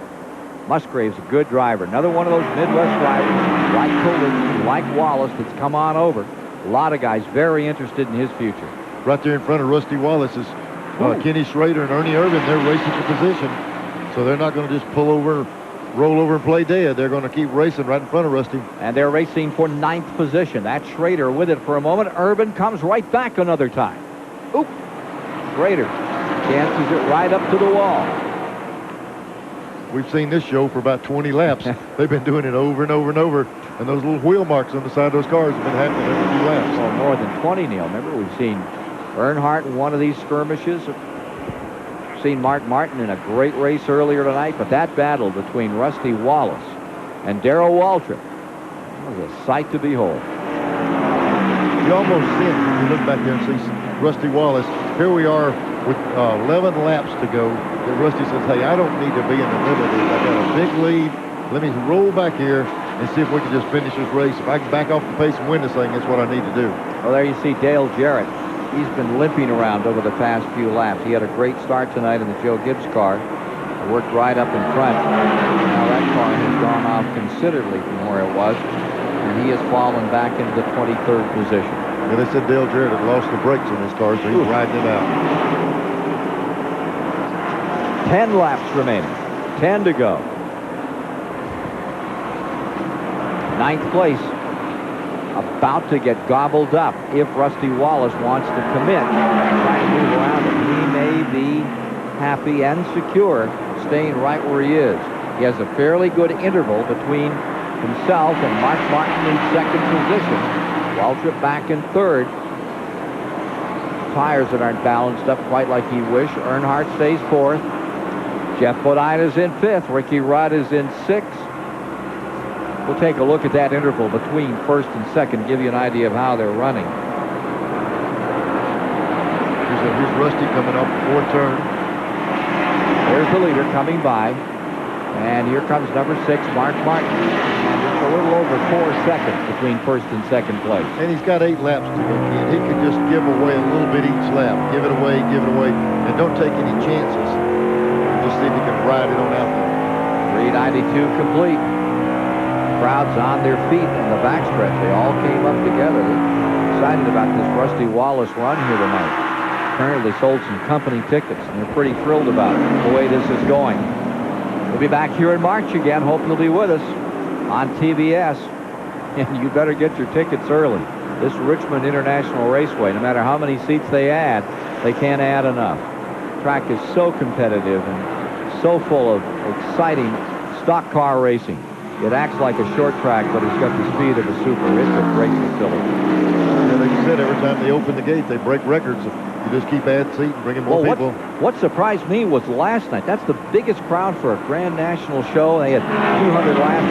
And to see the kind of race we had last night, 5 laps remaining here. Robert Presley defeating Darrell Waltrip in that great run to the flag. And both of them were happy about it. Counting off the laps, the Valvoline team for Mark Martin in second place. He's seeing the same thing we see on that stopwatch. 4 seconds. And 5 laps to do it. So being realistic, if nothing happens to him. Neil, we talk about feeling great up front. How does it feel to be second right now? Well, it beats the heck out of third. That's about all you can say for it. You think they won't be a celebration if Rusty Wallace wins this race? They've struggled, and I've heard repeatedly all year long, what's wrong with Rusty? What's wrong with Rusty? What's wrong with the team is what I guess. Yep. Well, that's what I'm talking about. When Rusty supposedly owns the team, but they got it going their way now. Look at this battle for 6 going on. As Morgan Shepherd in the Wood Brothers car goes after Ricky Rudd. This is the position of the racetrack. Rudd is in 6. Morgan's trying to take it away. It's a lot easier to say, boy, I finished 5th last night. This I finished 6th. I say, I finished the top 5. So this means a lot right here. They're going to try to, Morgan's working as hard as he can to get around Rudd. Meanwhile, the man that qualified third for tonight's race. After 34 setbacks, team in disarray earlier in the summer. Looking like they've got it back together once again. There's Buddy Parrott. Oh, I can remember when he was a tire buster for Goodyear. Was a great diver. I'm not sure he's not straining more now than when he used to mount those tires watching this race. Best part of the show used to be after race to go down to the motel and watch him. He was a clown diver for some circuit. He was terrific. Doesn't do that anymore. Got his war face on out there tonight. What a heck of a guy. Well, they turned this into a 3-ring circus tonight for themselves. Out to be a big splash in the pool of champagne in Victory Lane for Rusty Wallace. 1989 Winston Cup champions under a white flag. Getting ready to wrap it up. Checkers are down, and Rusty Wallace has finally done it. Put one together in 1992. The Miller car comes home in first in their own race. How about that? I tell you what, when Rusty wins one of these big races, he jumps on the roof. They're liable to bend her up. Second, Mark Martin. Third is Darrell Waltrip in the Richmond 400. For Law and Order, the future looks bleak. Mel Gibson. We're going to give them back their heroes. Mad Max. 11 Eastern tonight on TBS. Wouldn't it be great if your neighbor was Wally Dallenbach, the Keystone Beer Winston Cup driver? Wally, great car. Want to take it for a spin, Dave? A spin? And keep her under 170, Dave. 170? See Wally Dallenbach, or possibly his neighbor Dave, race the Keystone Beer stock car in the Winston Cup Series. Well, how'd you drive, Dave? Well, she drifts a little in 3. No problem. But we need to bleed the brakes. It's Wouldn't that be great? Mark and my relationship goes way past business. I'm sure in a previous life he and I were twin brothers. Throughout the race, the driver and crew chief communicate. The driver complains about the car or brags about the car. It's the crew chief's job on pit stops to make whatever fixes he can to help the driver's predicament. Everyone has about the same access to equipment and technology, but the people who rub on it the most and think the most of it and think about it the most will end up winning the race. Today, performance cars come in a variety of designs, sizes, and even prices. So do Goodyear Eagles, the world's most successful line of performance tires. There are all-season Goodyear Eagles, new ultra-performance Goodyear Eagles. There are Goodyear Eagles for the classic and for the contemporary. No matter what performance car you own, there's a Goodyear Eagle priced for you. It's another reason we say the best tires in the world have Goodyear written all over them. A deadly journey. I want to know where the gold is. Uncovers an ancient secret. They came in search of the Firewalker's gold. A secret worth killing for. And dying for. I had a feeling about this trip. Chuck Norris and Lou Gossett Jr. Firewalker. 10:35 Eastern, Sunday morning on TBS. Rusty Wallace has won the Richmond 400 with Mark Martin coming home in second. Darrell Waltrip is third tonight, Dale Earnhardt in fourth, and Jeff Bodine wraps up the magic top 5. On the 3/4 mile Richmond International Raceway, all eyes are focused down here at the start-finish line area. Victory Lane is where the action is for the moment, and there's only one person there to celebrate. There he is, Rusty Wallace. Not exactly one, that whole crew standing by, and here he comes out of his car, a very elated Rusty Wallace after this run tonight at Richmond. Randy? Rusty Wallace, fantastic run for you. It's been some 40 races. Here, get his crew chief in here, Buddy Parrott. Rusty, what about it? Well, the car handled perfect. Buddy made some great calls today. I mean, the car, everybody did their perfect job. Killer pit stops, motor ran great, car handled perfect. All I can say is that, you know, I think we're back. I mean, Buddy's really leading the team good, and we're a lot of organization. Everything's clicking perfect right now. So I couldn't be happier. And this is the first race all year long that Roger Penske's been to. And he stood up there and cheered me on, and he got to see me win finally. So I loved it. And Pontiac and Goodyear and all the guys, you know, deserved it. Buddy Parrott, long time coming for you guys. You just joined this team not too many weeks ago. Well, that's true, and I really enjoyed it. I tell you, we've got a heck of a group of guys. They were all in place, and all I've done is just kind of come in there and be the old senior citizen, I guess, so to speak. But we're really having a great time, and it was a great race for us. And Roger Penske's here tonight, and I tell you what, man, everybody told me about him talking on the radio, but we were doing some talking. It's our engine man, David Evans. I tell you one thing, a lot of credit for David tonight. I tell you, great engine. Great engine. Rusty, any problems out there whatsoever? You just about got a lap down at one time, and you flew out there and made it up under green. No problems whatsoever. The only problem I had was, you know, when we hit pit road on a scheduled green, and the caution flew, we just had to drive hard and get it back. But the car handled so perfect, man. It's just I could drive it straight to the front. And just like to thank Hertz Penske Leasing. I mean, everybody, AC Spark Plugs, Mobile Oil, Pontiac, everybody. I'll tell you, this is one happy team. This is one happy driver here. Rusty Wallace, the 1989 Winston Cup champion. They're going to do a lot of celebrating here in Victory Lane. Sometimes they take a victory lap. He took 2 laps of honor around this 3/4 mile oval tonight. Rusty Wallace victorious. Glenn Jarrett is standing by with another guy who gave it a great go, Mark Martin. Mark, awfully strong run tonight, but came up a little short, but you got to be happy. That was a great run. Valvoline team's solid right now, solid as a rock. You know, it's a shame that we couldn't win tonight, but Rusty and those guys were just incredible, especially after the last top. I'd have to say that, you know, a lot of the night we were a little bit quicker than Rusty, but when it counted, he was awesome. I thought we were gone there, you know, at the end, but he was just on up there out of sight, really strong. But, you know, the tires worked great all night. The long green sessions helped us because, you know, our tires just stayed on us. And Goodyear's just got some great radials working for us right now, and I couldn't be happier with the way things are going. I'd like to win, but keep running like we're running, we're going to win a bunch of races. Well, during the night, we know you had to make some adjustments on the car. The cool temperatures kept the car a little bit tight, probably a little bit tighter maybe than you would like. We started a race probably pretty good, and then we thought we were getting a little loose. We tightened up, and then we were too tight. Then we loosened back up some, you know, and we were just kind of bobbing around there, you know. Never was, part of the time we were real good, and part of the time we were chasing it, but that's the way it is, you know, these racetracks and all this, you know, you get all those cars running around this racetrack, the track changes from hour to hour. Okay, Mark, congratulations on a good run. Equaling his best finish, second place back in 1990, Mark Martin.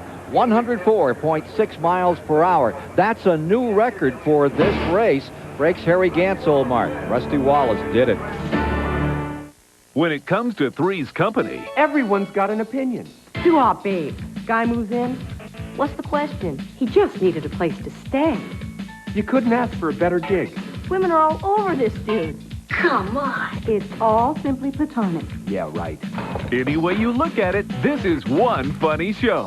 Three's Company on TBS. Oh, that's a good idea. 6:05 Eastern beginning Monday on TBS.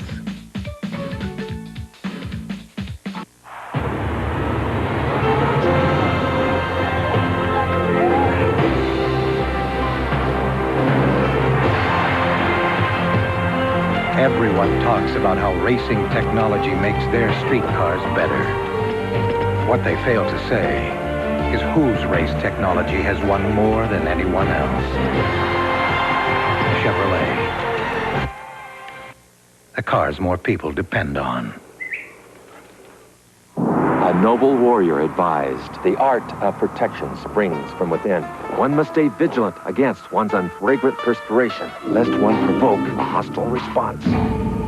Thus, a Norse ritual is Right Guard Sport Stick, an aromatic array of the freshest scents and maximum protection against disarming wetness. Confirming the wisdom, the best defense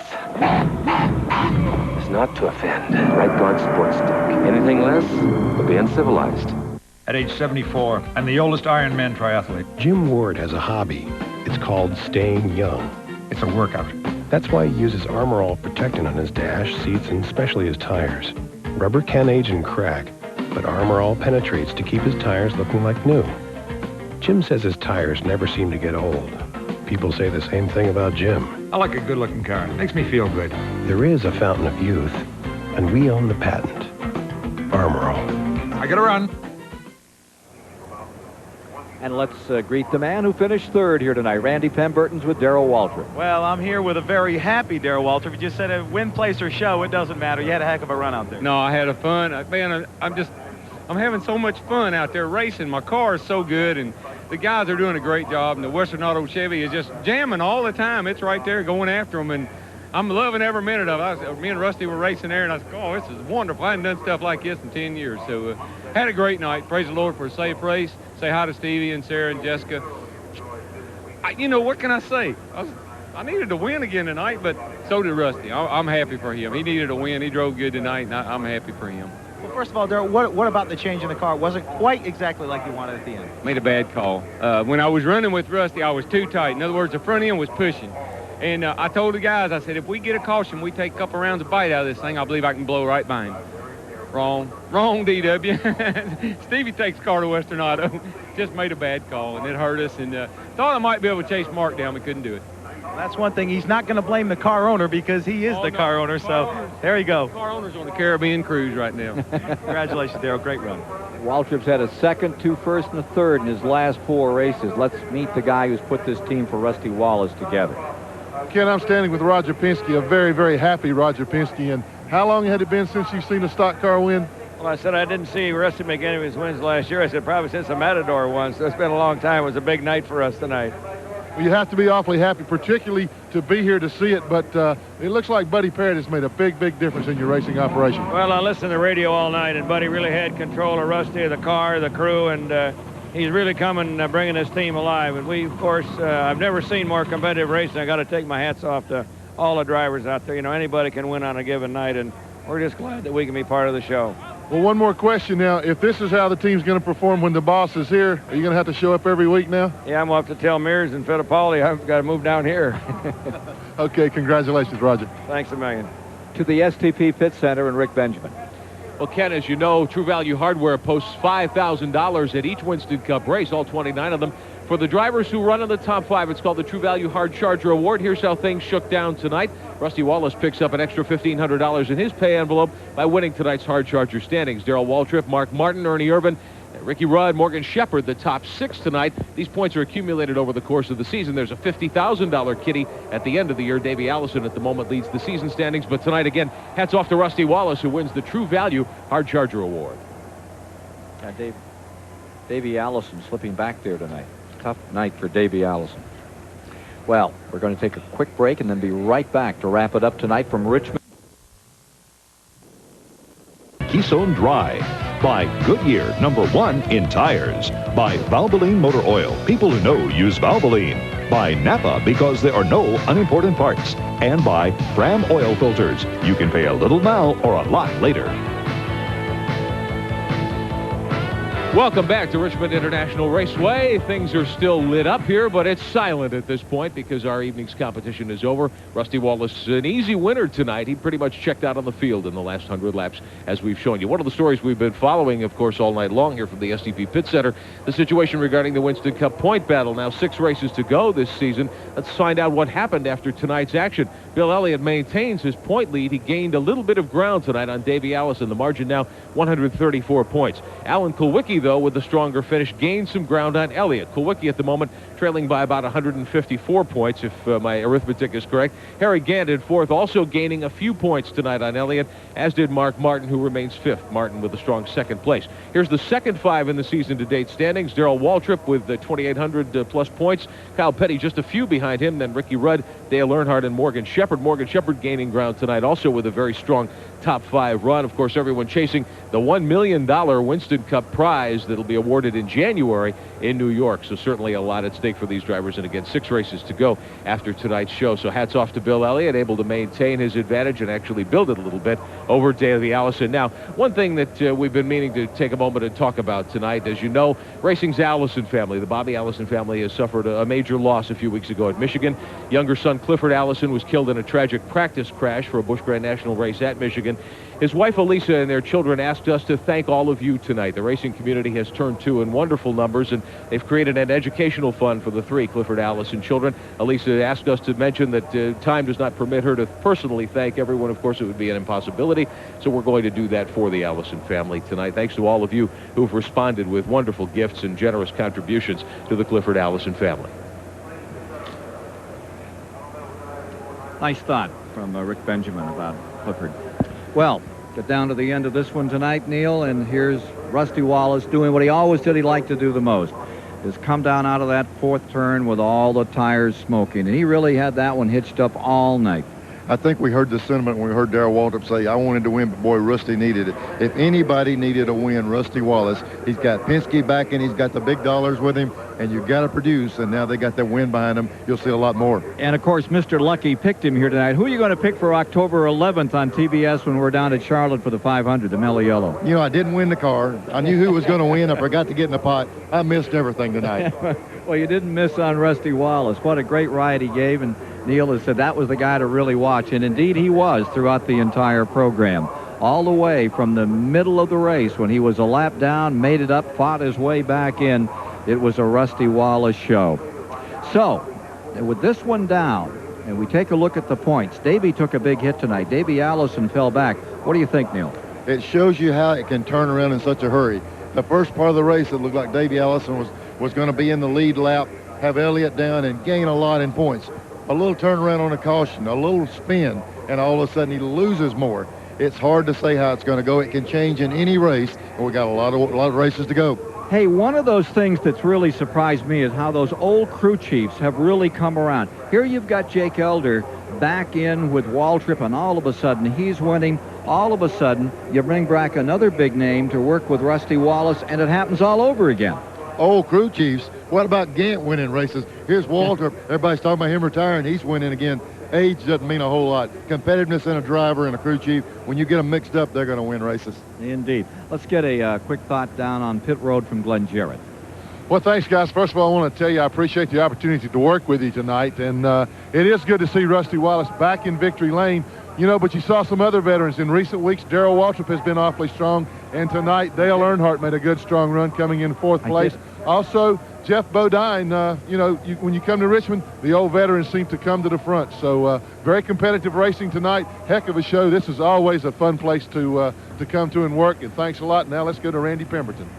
Well, I'll tell you, this sport, it really always amazes me. You look at the NFL or NBA, and you can win some games and lose some games. There's always next week. But in this sport, there's only one thing, that is winning. And Rusty Wallace hadn't done that in just about some 40 races after being a strong contender and winning the Winston Cup Championship back in 1989. That man's a happy man, and I'm happy for him. Well, our thanks again to the Nashville Network for the loan of Glenn Jarrett to help us out with Dr. Dick Bergman not here tonight, with mother passing away. Again, Dick, our very best to you, and our best to all you race fans. We'll come up on October 11th and the 10th as well. We'll have the Grand National race on Saturday and back on Sunday for the Mellow Yellow 500. And we sure hope you'll be with us right here on TBS for all the live flag-to-flag action. That's it for tonight. Rusty Wallace has done it with a record-breaking run. For Rick Benjamin, Randy Penberton, Glenn Jarrett, Neil Bonnet, I'm Ken Squire, saying goodnight from Richmond International Raceway, where Rusty Wallace took the monkey off his back big time.